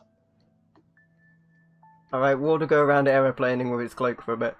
Push to One of the talk, Vistani Jonah. was sorry. The one of the Vistani was brown, but I am actually just double checking the character art. Bear with me 1 second. In the meantime, Keldrin is not gonna join the body collection immediately. She's gonna sit and watch the armor just slowly drip off her and dissolve into the floor and become part of the land again. Because that ain't gonna last much longer. Yeah, I'll say that's pretty soon after the battle ended. It sort of disappeared, slowly sinking away back into the earth and disappearing, and you lose that connection with it once more. And also, I checked, his cloak is actually dark green. So not only was Aragorn evil, he clashed with everything. Oh Terrible. boy. He was all kinds of bad. Honestly, though, dark green. That's a nice color, and actually, it suits a certain thing that's going to happen. So I'll wear it and pin the heavy gold Morning Lord symbol through it, so it's on me constantly rather than just in my pocket. Fair enough. And as Heaven you're occur. doing that, and as they're doing this, there are now there seem to be two groups. The werewolves are now gathering around the pyre because among the bodies was their comrade that was killed, and they're all watching it. They allow you to respectfully put away their body, and they're just watching away mournfully. Whilst Casimir seems to be tending to Esmeralda, who has barely moved from her spot since then. I would like to join those two at some point. Okay. You walk over to them, and and first you just see Casimir just going, okay, hold on, are you able to stand? And when you look over to her, you see something that actually kind of makes you frightened, because you saw what the other Vistani did earlier, and you now see that Esmeralda's eyes are that same pitch black. It's like they've been replaced with coals, and like, I'll be fine. Just you don't need to. What? Who's there? It's alright. It's just children. Hi, it's me. I'm sorry. I hope this isn't a super bad time, but like, what is that? Maybe I can help. It's kind of complicated. We Vistani, Casimir said, the Vistani have an ability that folks call the evil eye. At this point, Esmeralda butts him and goes, I'm sure you guys call it that. I think the actual term we use is gift of the night. It can allow us to do things like influence people, make suggestions, or just freeze their bodies, but we mostly don't use it because, if we fail or if we push ourselves, and at this point, Casimir interrupts and then goes, she's blind. She's lost her sight for a day, 2, a year. Who knows how long it could be. So right now, by using it on that man, she's pretty much crippled herself for the rest of this trip. I mean, why would you do it? Why would you even do something like that? I poke her with a lesser restoration. You use magic and it pours straight in, but it doesn't seem to have any kind of effect. Oh no! Condition can be blinded, deafened, paralyzed, or poisoned? No! What is this magic? That's like annoying. you add all the energy into it, but it's like there's some kind of resistance, and that you see Esmeralda smile and goes, I know one of you tried something. I appreciate the efforts, but it's not regular blindness. It's part of the gift, a trade-off. This kind of power is not something most people aren't supposed to have. It's part of the reason why Vistani are feared. Most people don't know about the side effects. They think we can do it all the time. It'll be fine, just a day or two. I mean, you guys know the way to the tower, right? Yes. Do we know the way to the tower? Asamir at this point sighs goes, you described it as the Mage's Tower, right? I know the one. I think Kazan used to use that bloody thing. Don't worry, I'll handle the driving. Just don't do something so reckless and stupid like that again. I mean, you're not even gonna see your mentor at this rate. At which point, Will decides and goes, She saved a kid. It was probably worth it.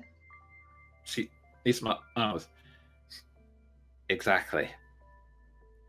I would do it again in a heartbeat. I'm sorry we killed so many of your people. She sighed.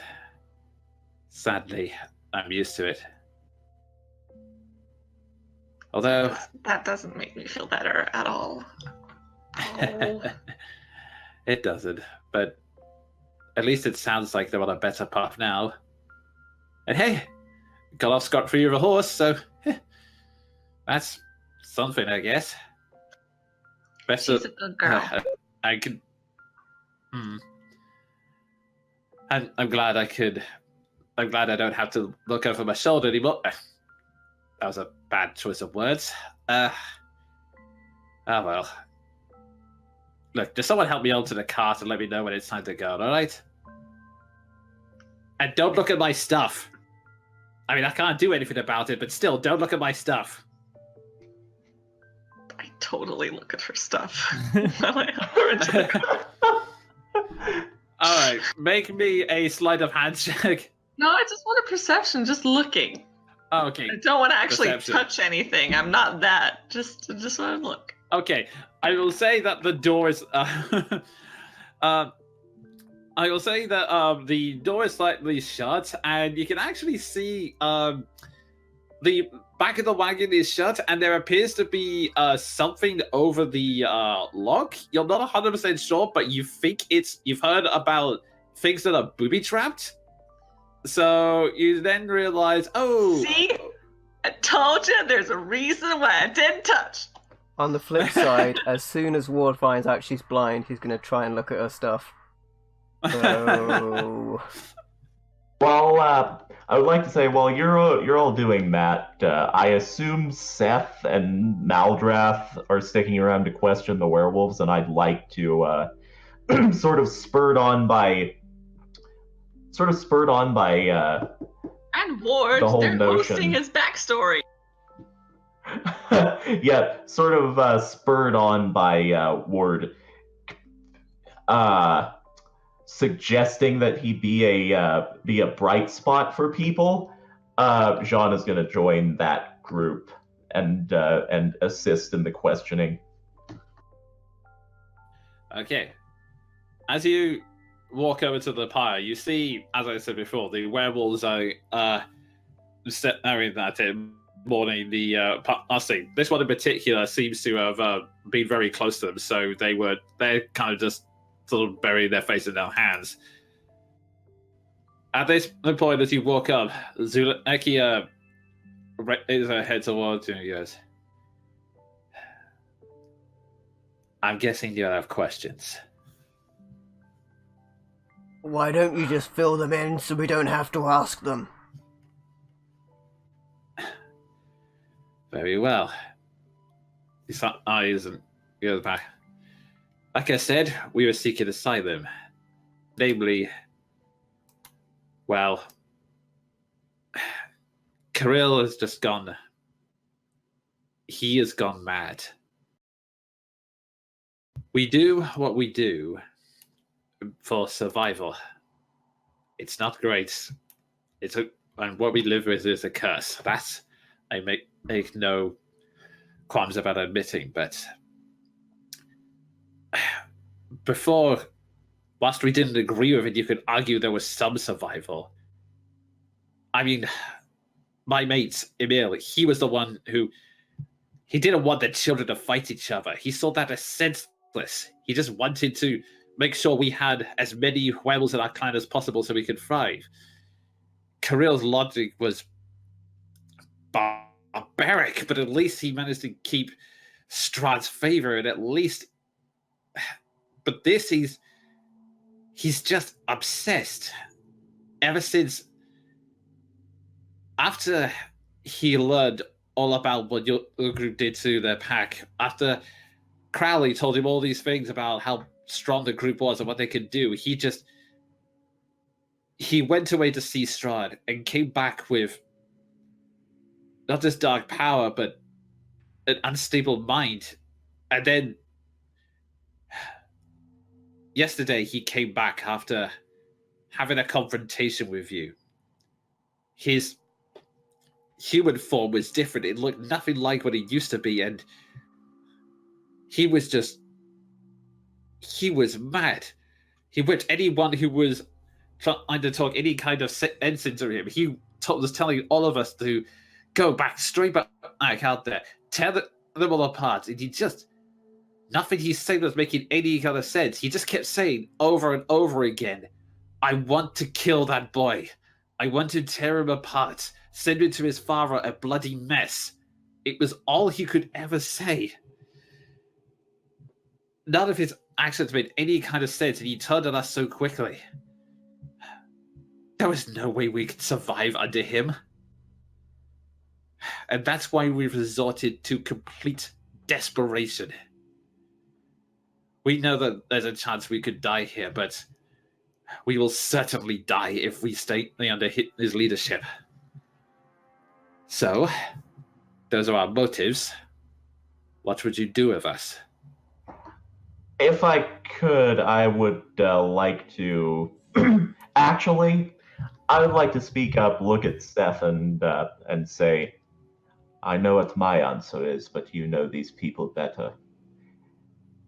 No, I can't say I know these people myself. I'll glance at Lily in that case, as you continue on. Sorry, were you about to say something, Seth? Or? No. Okay. Lily, that is from sizing.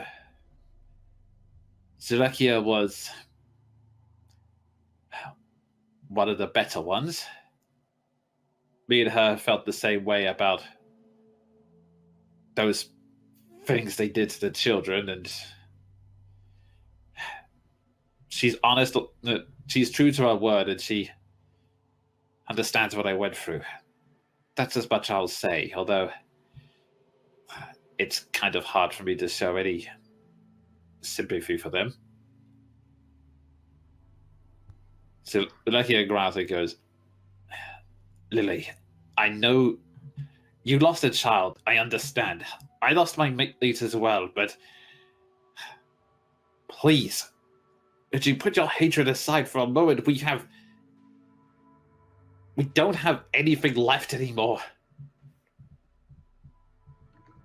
I'll speak up and say, I believe in a second chance as much as the next person. I would be a hypocrite if I did not. But after today, we have good reason to be cautious. Can you provide us any proof that you will not turn on us should we grant you what you wish? Yes,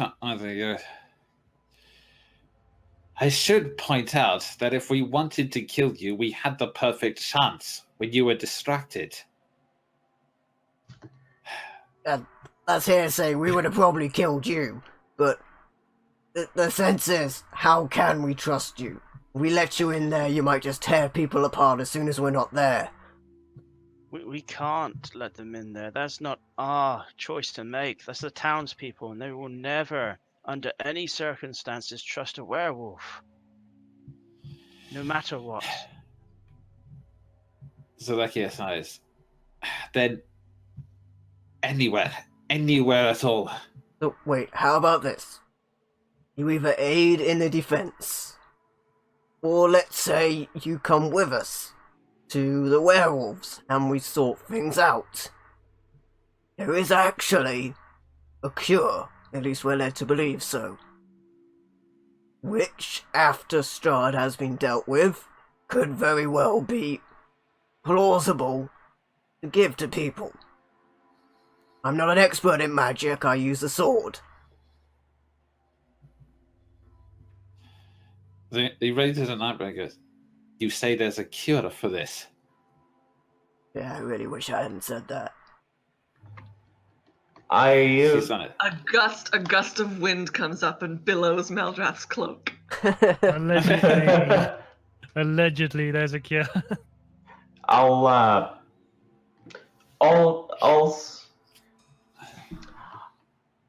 I'll consider my choice of words, lean up against the nearest rock, sigh, and say, all I will say is that something we attempted seems to have worked for one of our number.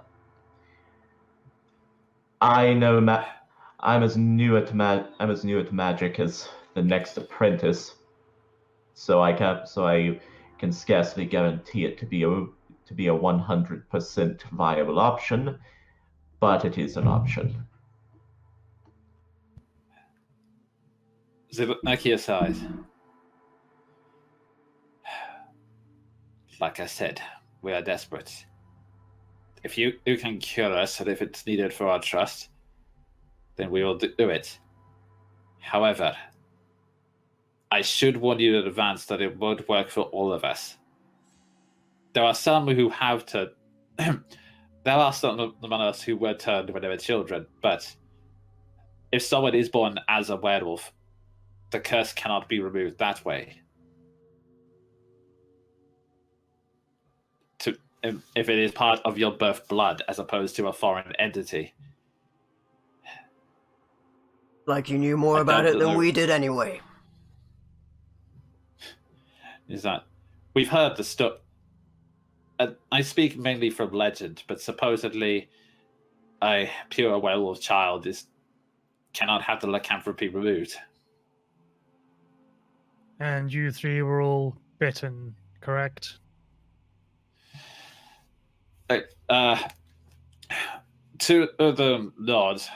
The other one sticks their hand up and goes, "No, I was born, I guess." I see. Those Well- people were. Do I'll they get say- born as humans or puppies? I have so many questions. As Full moon. registering that, I'll say,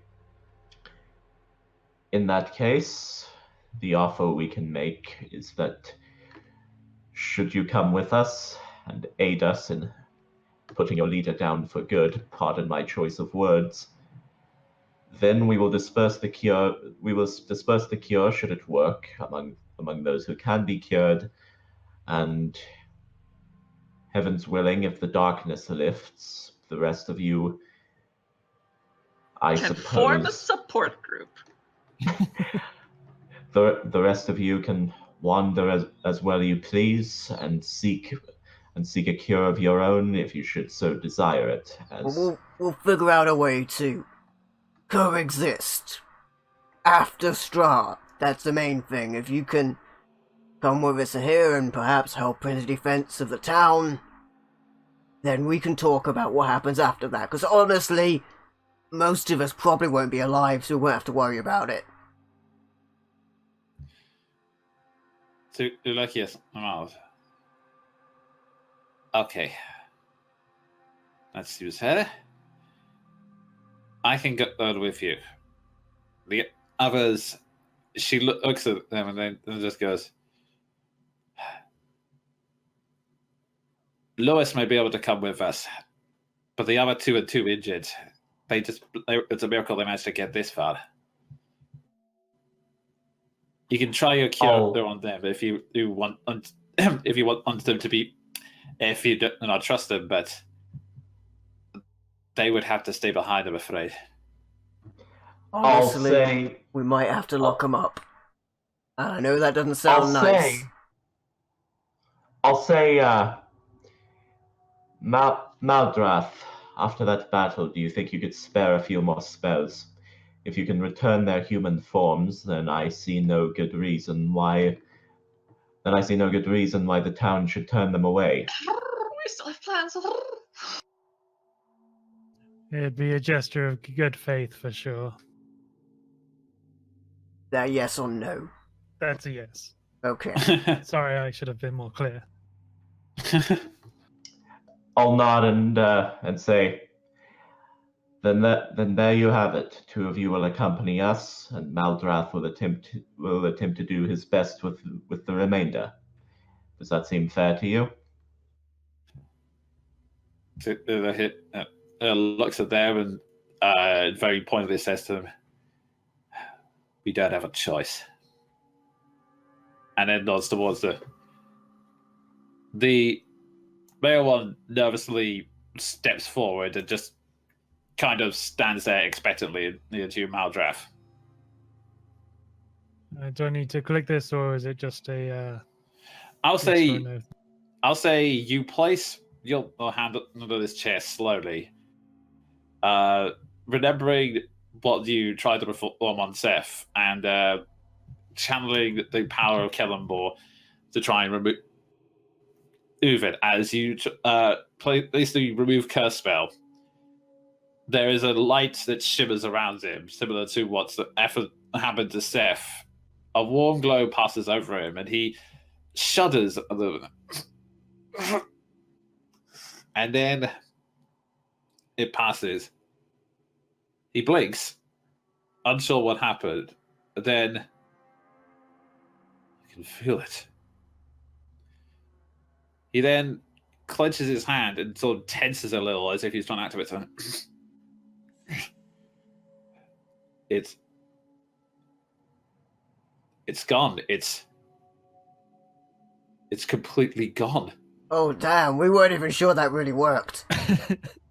I mean, we haven't actually seen result from it yet. So, all you people without faith, I just shake my head. Like, come on, guys, this is my thing.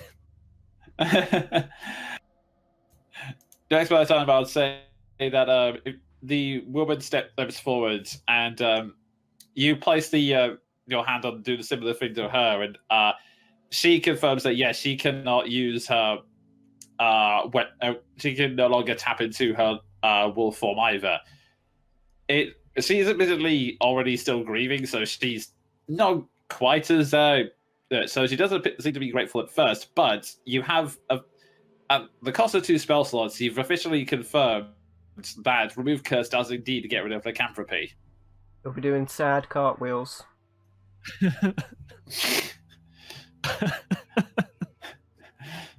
Okay, that's a weird mental image. But yeah, on that, so the lucky goes, very well.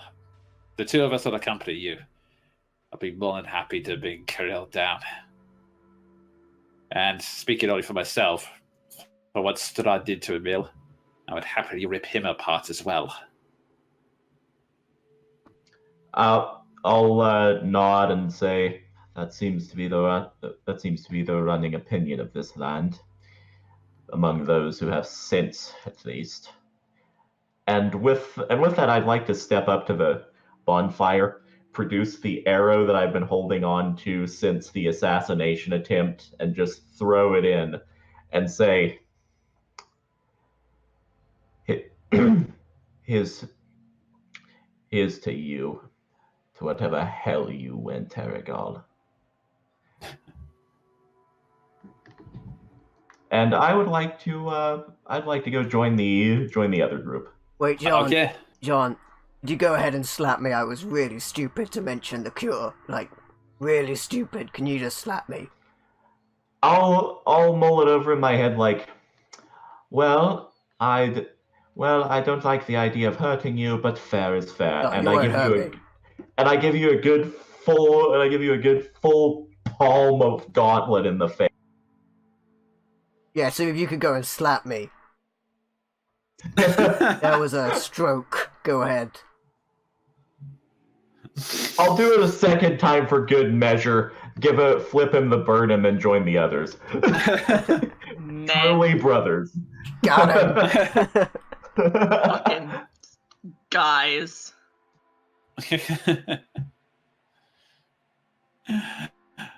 Also, nice job there, Meldrath. Yeah, if Ward does find out that you can't see, he will try and look at her stuff. Okay, Yeah. at this stage, you see the Captain of the is slowly gently getting Esmeralda back up onto the cart, and you know her eyes are strangely dark. It depends whether anyone else wants to fill him in on. What's going on? You look different. She got cursed for helping the kid. Apparently, it's a thing that she can do. What you use remove curse? Well, It doesn't work like that. Believe me, your friend has already tried. It's like a whole person spell, but I did it over a range much greater than it normally does. But it was literally the only way. That's my price for overthinking it, I guess. So yeah, just let me know which direction loud noises are coming from. I'm blind for the rest of the day now. Oh, well, loud noises often come from me. Oh, good. Like I said to the others, don't look at my stuff. I do not Why did you look at have- her stuff. I Why will did not you look have to at your say that? stuff. Ward, What? don't. Cue the Tom and Jerry like eyes pop out and like go straight to the straight to the chest. There's like a long pause, and then Esmeralda also goes, "Don't. There are fucking explosives tied to the door. Don't. This isn't my first time traveling, you know." Oh, Maybe just say I double dare. You I'm just gonna, double dare me. let's I'm let's going not. to- Oh no, let's not blow up the wagon. We need that to travel, please. I'm gonna glance back at Ward and say, I gave you a regard. This time I ask that you do not do this. That's an Oh, come insight. on. That's an insight check on the explosives. She's telling the whole truth. She's proud of her wagon and does not want it to blow up. You guys think so little of me. Yeah, if it's exploded, I'm not going to touch it. Maldrath just saying a prayer to nothing in particular is like, do you know what I really enjoy? Not exploding. It's my most favorite thing in the world. But seriously, what are you hiding? Can we just discuss that while we're walking or something? I'm sorry, I didn't. What's with the werewolves now? By the way, I just saw you talking and I wasn't. I'll Maldrath. Someone They're might have ex-werewolves told now. them about a cure. Some idiot. But it worked out alright. my eyes are just right on you. It worked? Oh, that's great. Oh, Seth, it's gonna work. That's good. I mean, I'm pretty sure it nice. worked. There's a chance they just went, I really can't transform. Oh. At this point, Esmeralda speaks up, going, "But yeah, of course it works. Why do I think I gave you that remove curse scroll?" Of course, even has you that? better the whole time. Hang on, I let me think check. it's- Let me check party inventory. I think Maldrath has it actually. Oh, I didn't even know. Alright, you know Yep. what? I'll raise you, we're all pretty dumb. But I'm the most stupid, because I really shouldn't have mentioned it. I'll just nod and say, you have your uses, but on this I agree with you, Ward. Well, 2 of them are gonna stay here. They're not as dangerous anymore, and they'll be kept an eye on. The rest of them will be coming with us to deal with the werewolves, and then maybe use that resource to help defend against Strahd when he attacks. If it should come to that. It's nice. That seems like as good a plan as any, I guess. Just be careful, is all I'm saying. So let's go look for your mentor. Nice. And then we look for the crazy werewolf? Is the crazy werewolf Crowley, or is it that guy that we met earlier? I'm gonna say yes. You'll know. Ethel knows specifically that he was talking about Kirill. Yeah, the dude we met before. Okay. And with that, Yeah. sorry. Yeah, I guess that's as good a time as any to get on the road. Mage Tower, let's get ourselves some casting materials. We need some Okay. diamonds, yo. And with that, I would like to say that on the I'll let Jonan do his exposition first. right, so I will say with that, Esmeralda says, "All right, Casimir, this would be my thing, but so get these horses moving." And with that, Casimir goes, "I swear, you people," and just once you're all on board, gives a click of the reins, and he starts to move the party forward, and you all continue. Takes a great deal of restraint to resist the double dare, but yeah.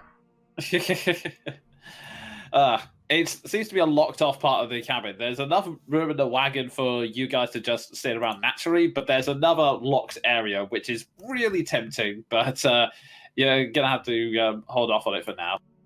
You continue to travel down the road, which is actually seems to be a bit more peaceful now that you are doing it in a wagon as opposed to walking. But you're slowly led through the trees, and whilst you're walking along, Casimir decides to fill you in. So, funny thing is, this used to belong to a mage named Khazar. He was one of the mages that was built. He was one of the mages that they hired a while back to build that freaking eyesore of a castle at the top. Wish I knew what happened to him. I only met him a couple of times when Patricia was still trying to flirt with Strahd, and all I knew is that he was a big prick. The only thing I knew, I don't know what happened to him, but well, only 3 things happened to mages in Barovia. They either die trying to defeat Strahd, get turned into vampires by Strahd, or turn into liches and go mad. One of the 3. I visibly sink into myself at everything that he mentions. Okay, and yeah, I will say this card ride is equal to a short rest, so anyone who wants to recover any HP, they I can. was about to say, gonna use my second win before we go, and then after the short rest, I'll fair get it enough. back. That's the dice I roll. Action surge. I got action surge back. Nice. And as you're marching along, Zulikia and Lewis just are following close behind. There wasn't enough room for them on the wagon, so they're just kind of following in werewolf form, which is a little off-putting at first, but it's enough to it's a little off-putting, but you slowly get used to it, which is a bit strange. But as you slowly turn around the corner, where is that? There we go. No, that's the wrong one. Too many handouts, I swear. There we go.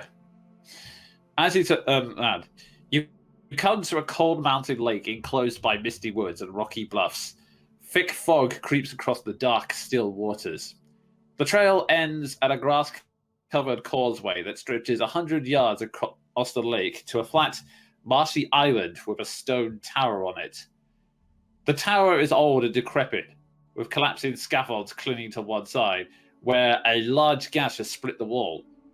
Time-worn griffin statues, their wings and flanks covered in moss, perched atop the buttresses that support all the walls.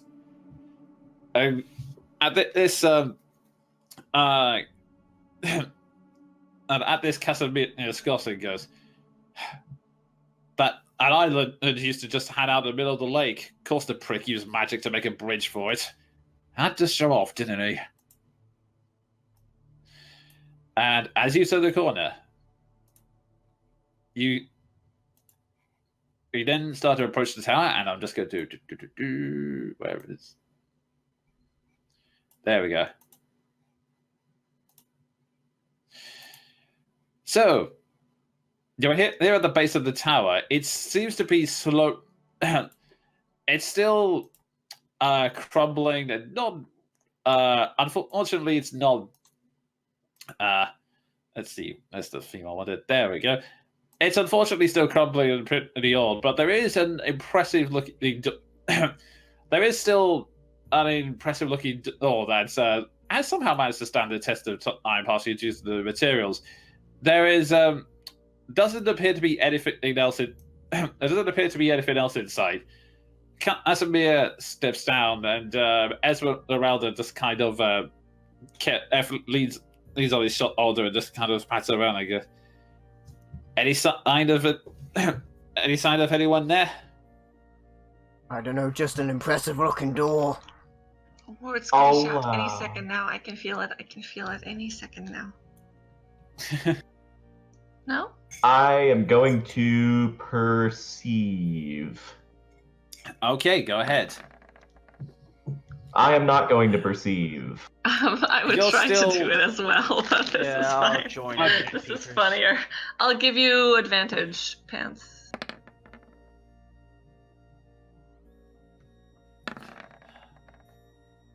Okay. The rest of you looking around, you don't seem. Your attention is divided between the group and Suleki and Lewis, who stayed. I haven't put their tokens on, but they're staying a little further behind, just saying, well, make sure nothing comes in. Now, if you're looking around, there doesn't appear to be any signs of anyone there. A couple of footprints saying that there were some people that have been around recently, but nothing that seems to be too out of the ordinary. What's catching your attention more is said door in front of you, and I'm just going to get a handout quickly for this. Said door. It seems to be a little bit more bizarre than there is a grand symbol on it, and I'm just searching for where is that freaking handout. Give me a second. No worries. I'm gonna look up at how this door is so impressive. Just marvel at it for a little while. I mean, I've seen some doors, but this door. I adore it. Just for that. I'm hiding behind the door wagon. suddenly then falls over and crushes Ward, leaving him a bloody mess. There. That would be the way he dies, I think. And it's not letting me show the players. Okay, may have just appeared to you to your journals that this worked, right? Handout tower door. I can see it. Yep. Ooh. If you click, if you click on that, you see that there's a strange crest on it. You look for it. The crest appears to be some copper wire leading to what looked like strange stick figures surrounding it. I cannot see it. What is gonna do the dance? It's clearly a dance. So it starts off with arms, It's the thing. and then like It's this. the thing from Avatar: The Last Airbender. It's when they do the firebending in the city, and to unlock the, and then they end with Kamehameha. Like the okay. Yeah, I know the one you mean. Thank you. I do too. I was just Okay. trying to find the handout. Okay, it I got should be. Yeah, it should be in the handouts. I was going to try and show all the players, but you couldn't get it. But yeah. So there are two ways you can challenge this. You can either roll a performance check, or you can try and reenact the poses in the webcam. I'll go with either one. Naturally, I'm going to do the poses in the webcam. Everybody at the same time? All right, yeah. No, just whoever's standing in front of the door, which at the moment is Ward. Aw. Do it, Ward. I'll Okay. position myself. Yeah, you need to back up a bit so we can see what you're doing, actually. We can only see your shoulders. Okay.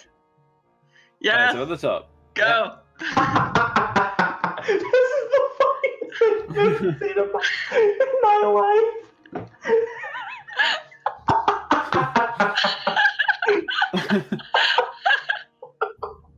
Really hard because I have to keep getting forward to see him again. I think that's right. Yeah. It's really small on my Okay. screen. Yeah, it is pretty small, so I applaud you for giving the effort. And as you do all of these poses, confusing anyone who's looking at it, you perform all the poses, and then suddenly,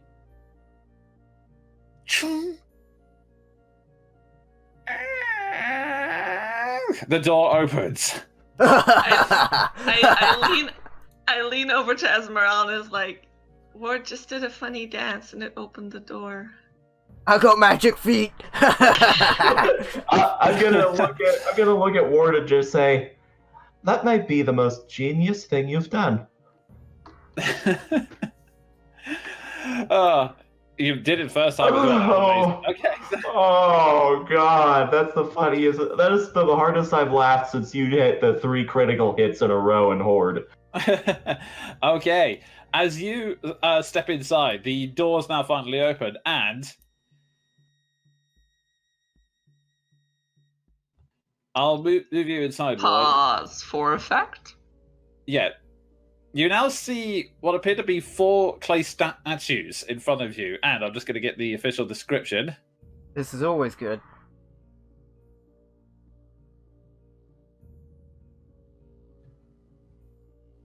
This is going to be just like last time, where they're totally not going to come alive and attack me. The real question is, do any of them have cloaks? No, they do not. Well, then they're unimportant. Okay. So, you step inside, and in the flagstone floor is strewn with debris, and a few old crates stand near the east wall. A torn curtain to the south partially obscures the tower vestibule, which. A 5-foot square indentation in the center of the room contains 4 pulleys attached to taut iron chains that strip up through similarly sized hole in the rotten wooden ceiling. Standing next to the chains are 4 tall clay statues. Oh damn, I have no clue.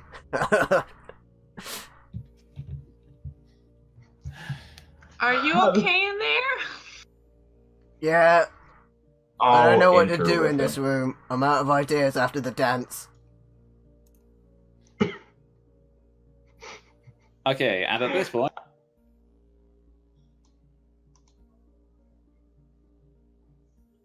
Ah. sorry, and at this point, let's see. Anyone who's not in already, unless you moved quickly, the door's gonna close behind you. So I'm if gonna I try can, and run. okay, make me a dex save. Oh, a dex. No, dex check. Sorry. Oh no. Oh no, the only person. Okay, we have Maldrath, but the most arcane person is locked out of the tower. No, I mean, the that's door fair, my unfortunately arcane is slams crap. shut. You can try doing. You can try doing the dance again, but for now, the door slams shut. It actually repeats, That so I just kept is looking my at it. element. Okay. But you guys go ahead. Yep. I'll glance back and just sigh and say, "Well, that seems par for the course." Well, I think I could what do is- it smoother now in like one motion. Now I've seen it, so it's like, or something like that, or something like that. Okay. Joden, what was this thing in the middle?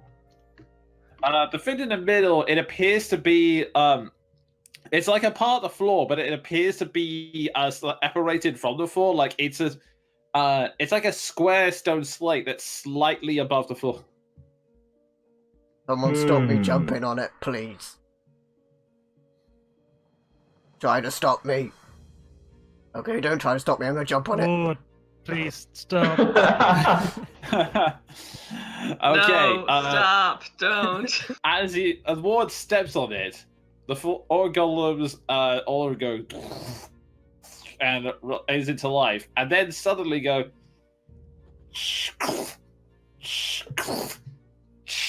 all pulling on their pulleys at once, and you watch as Ward very slowly but very gradually is slowly lifted into the air, like.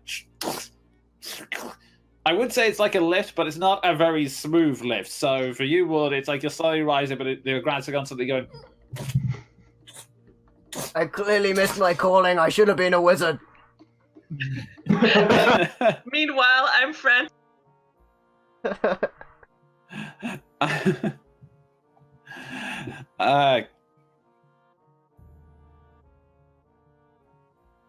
Yeah, I think that was it. Problem is, I couldn't actually see your arms. Ah, but... shit. I'm afraid I can't back further up. Wait. Okay, that's right. Okay, one more time.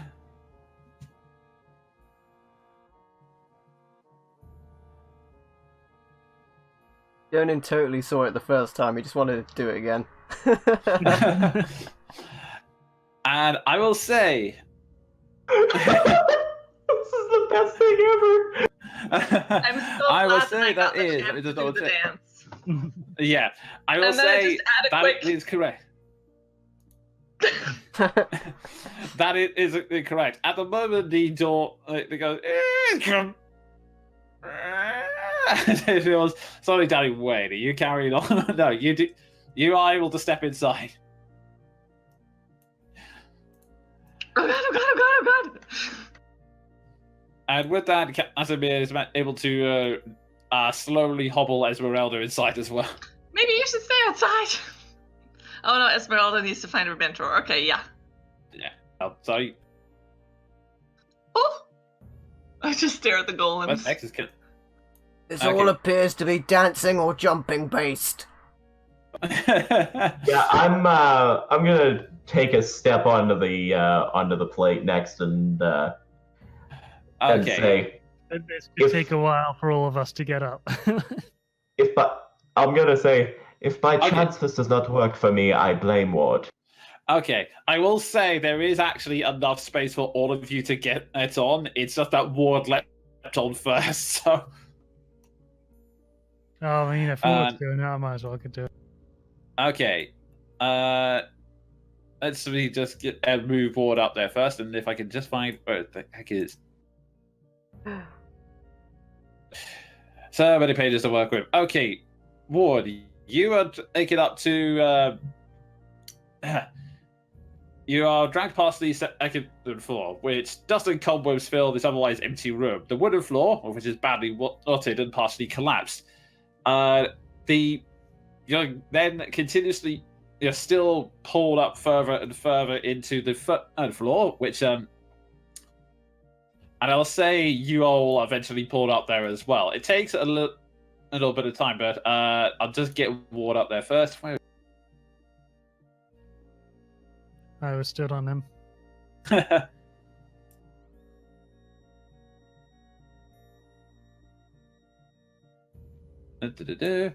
And let me just double check. You then pull up to the third floor. Let's see. Yeah, time and elements have all but destroyed this chamber, leaving a gash in the northwest wall and slightly black mildew on the walls. The wooden floor is completely rotted and has begun to fall away in places. But again, the you can choose to get off here, but it seems like the lift is still pulling you up. Oh wow, it keeps going up. Okay. Yeah. I'm gonna make a quick perception check as we're on the lift, just to see if there's anything of note. Okay. Yeah. You can go ahead and roll that for me. Better. As I just bring Ward up to the. Now, curiosity got me. Is that when I'm in there? Does it look like it goes outside? Does it seem like there was a walkway? You do see some scaffolding leading to the outside. Yes. Doing it. Okay, you leap off the lift onto the third floor, and Well, this is a poor choice. I can immediately see that. Okay, you step on the wood, and as you leap off, the wood kind of creaks underneath you, like it's barely hot. Like it's barely hot. Like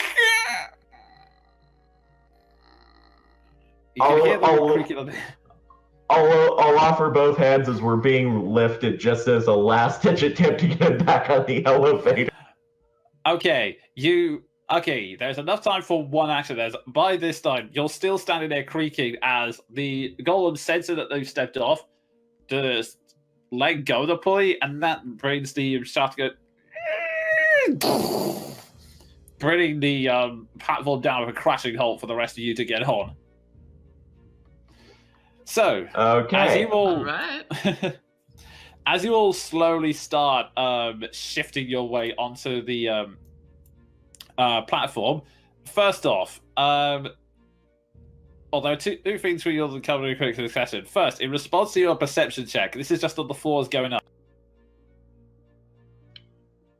I think all of us would have been perceptioning around like crazy going up. Okay. You see that this is really the two bottom floors have been badly, but they haven't really stood up to the test of time. You see that it's all beginning to collapse, and in fact, as you're moving up, I'll say with that high perception check, you notice that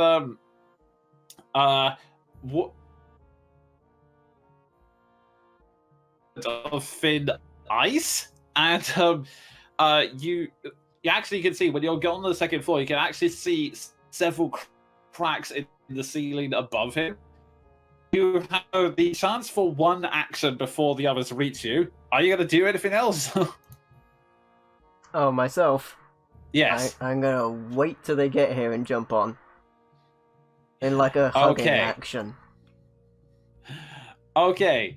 In that case, as they're slowly pulled up, you see them, and go ahead and make me an acrobatics check.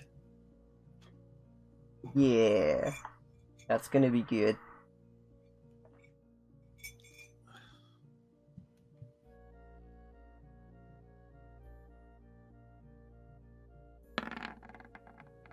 Oh, it was almost a natural 20! You knock the... Unfortunately, you make that leap, you don't quite reach it, and you slip, and then just slam straight onto the floor, which goes... and you just crash to the floor below. Oh, that was good. Let's see, you take... Let's see. Each round.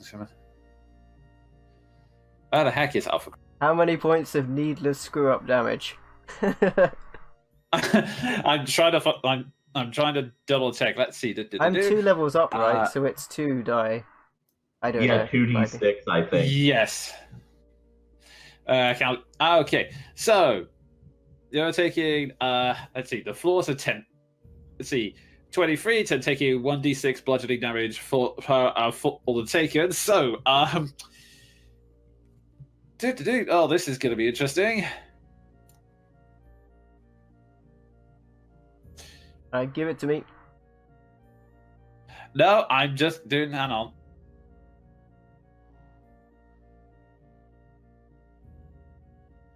Gonna land back where the 1d6 per. I'm gonna do a bit of draft. Let's see. As you're you managed to land on the. It's not quite as bad as you managed to land on the second floor rather than the third, and that's a little bit sturdier. But let's see. There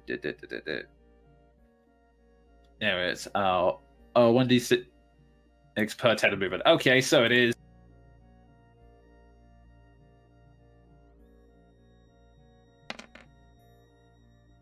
Oh! Plus 21. Wow. Okay.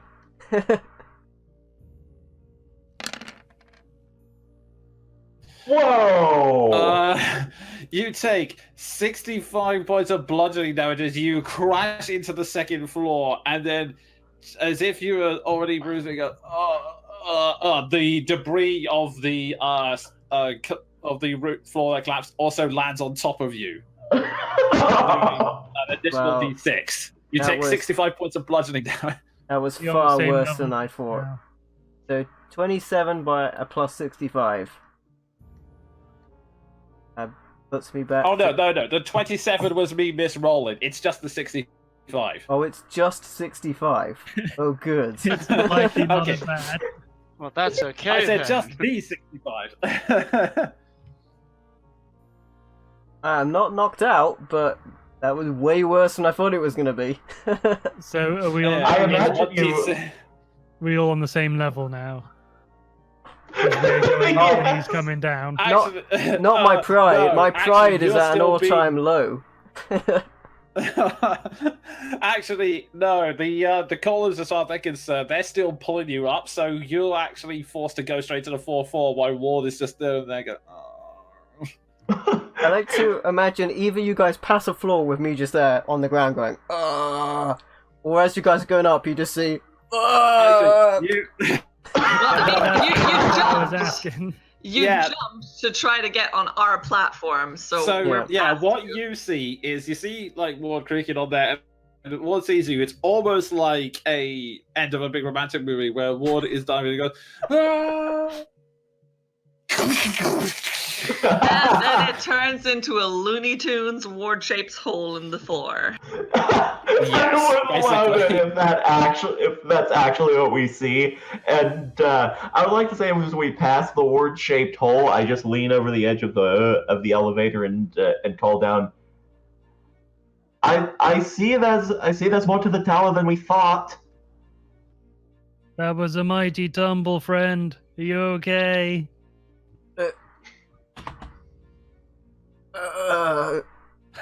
I imagine just thumbs up out of the rubble, Terminator style. Well, I'm just on the And- split, like, oh no, oh no, oh no. Oh, he's alive. How is he alive? Oh no. And as I drag the rest of you, I'm not sure I if it's the wouldn't- same in like other cultures, but it seems to be a British thing. If you see someone really hurt themselves, the first thing you need to ask is, "Are you okay?" Even though clearly they've really hurt themselves.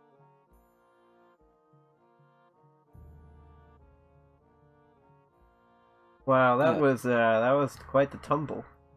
yes. I sure hope there's nothing that will actually attack me in this place. Okay, so you are all slowly dragged up there, and I will say, Ward, when you discover this floor is a bit more stable, you realize that. Let me just double. Yeah, there we go. Rotted wooden beams support what looks appear to be scaffolding.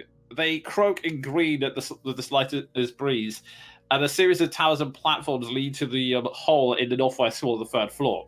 Essentially, the platform you're investigating is a way to climb down. Thankfully, you seem to be. You are. It seems to be able to support your weight, unlike the floor of the one above it. So, I will say, for expediency, you are able to very nervously use it to climb down. Then wait for the stone platform to fall before you can eventually get up.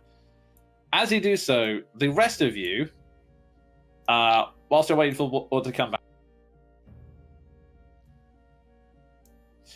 all the way. I am Unlike the levels describing below. to Esmeralda what we're seeing the entire time. Got it. You reach up and goes, unlike the floors below, this room shows signs of recent. It shows signs of summer habitation, although the place does still reek of mildew. It has plenty of creature comforts, including a cozy bed, a desk with matching chair, bright tapestries, a large iron stove with plenty of wood to feed it. And light is entering through the arrow slits, as well as through the dirt-caked windows with broken shutters. Other features of the room include a standing suit of armor and a wooden chest. The old wooden rafters bend under the weight of the tower roof, which has somehow remained intact. Mounted to the rafters are pulleys of the iron chains, which are part of the which are you obviously figured out by this part of the elevator. Oh, nope, wrong one. Oh, now I'm seeing things. Ah! Okay. But you do see this suit of armor in the corner. Okay, This, so there's a bed and there's a stove, and it looks like someone actually lives here. Although the roof looks very unstable. There's a big suit of armor over there, and a chest, and... Can I make out how long ago I think this room has been used? Sure, go ahead. Ward lies on the bed. He needs it. What do I roll? Survival? Yes, survival would be a good one for that. Oh, Oof. come on. It's really Oh, difficult to Charles. determine with all this scuffma. Okay. Well, Can- relatively recently, I think. Yeah, Cho- both of you know that High five. both of you know that there has been some habitation within like the last week or two, but it's really difficult to discern because well of all of the additional wood and mildew from the tower's old state. How My hand on the stove. on the stove? Okay, yeah, is it you cold? feel that. It seems to be cold, but you have no. But you do know. Actually, you know what? Make me one more perception check.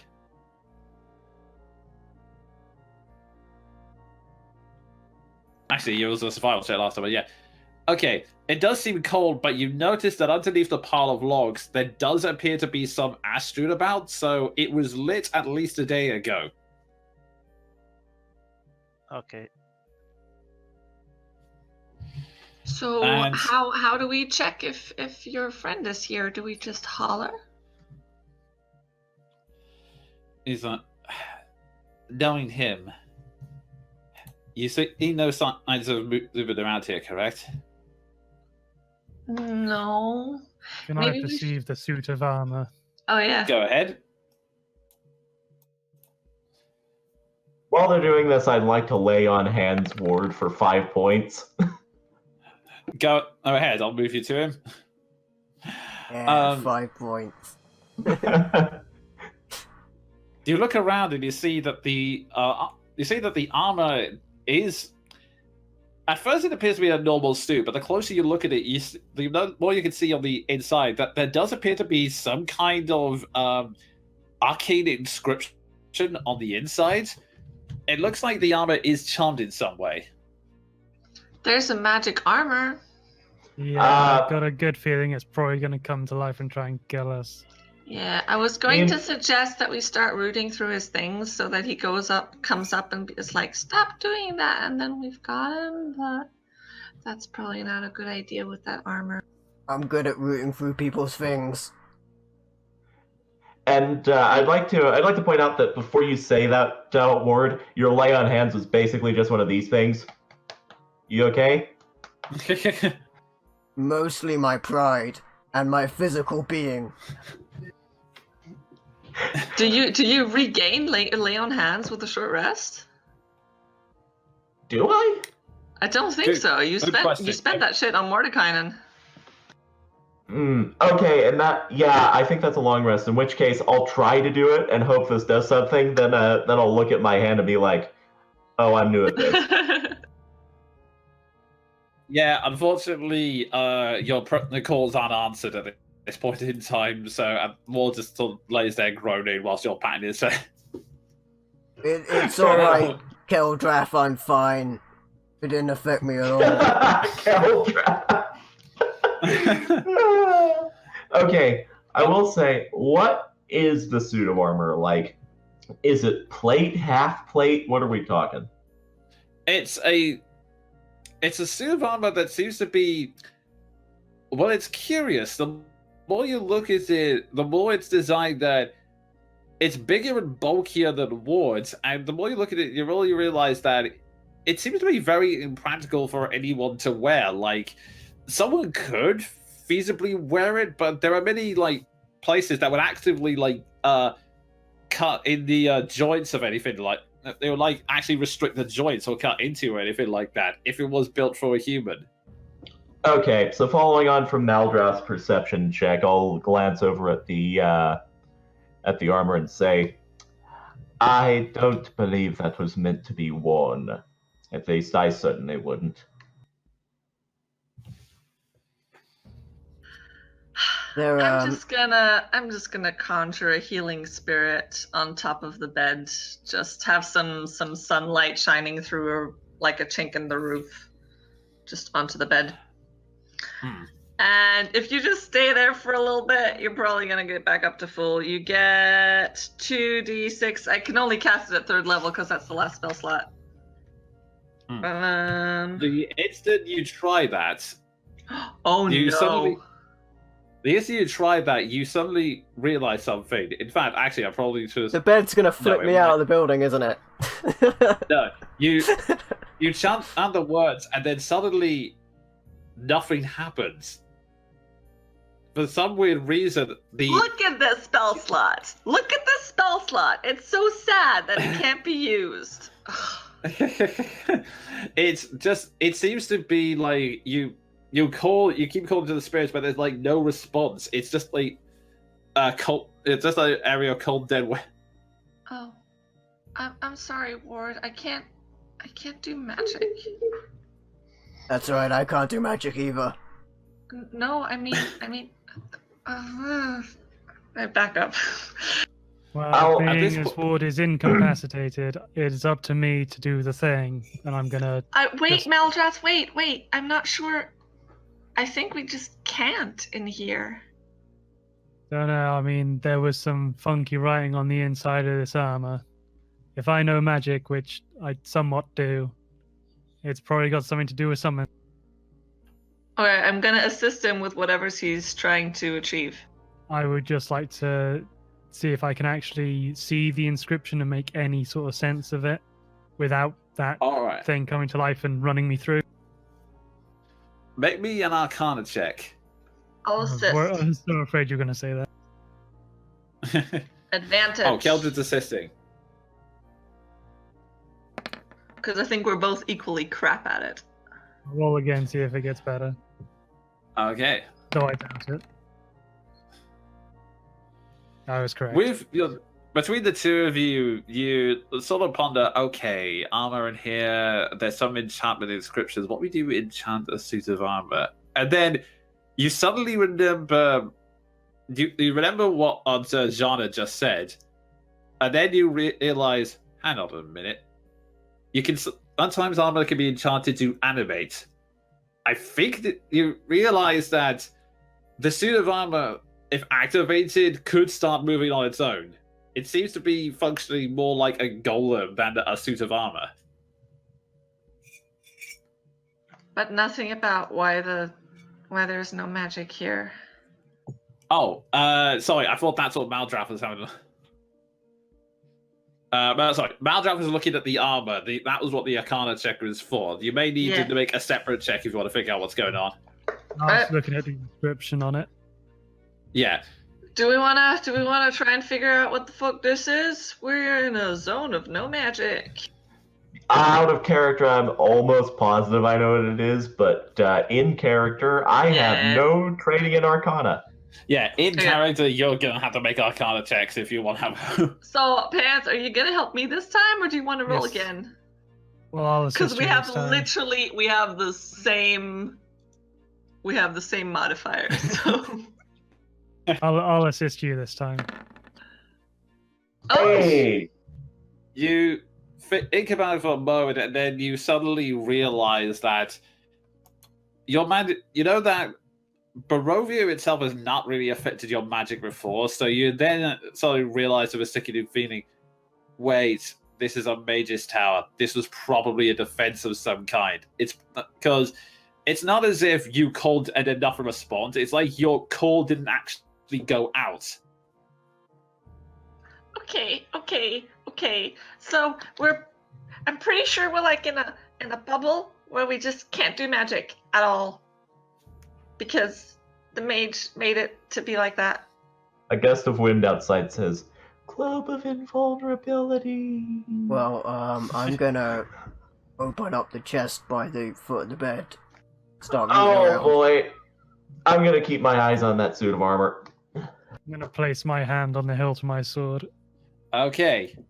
Strangely enough, the armor doesn't seem to move, but let me just What would Esmeralda suggest that we do at this point? Actually.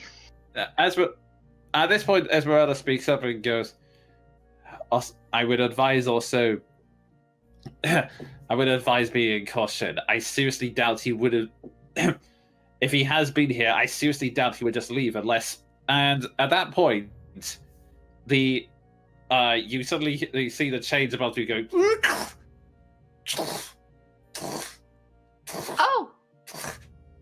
Someone else is coming up. And he's here.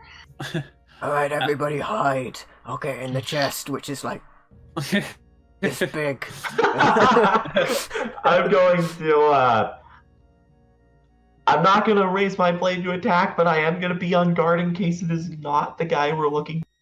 I am exactly where I am, hiding behind Esmeralda. The only person that knows that this is the guy we're looking for is blind. Okay, and at this point, let me just see.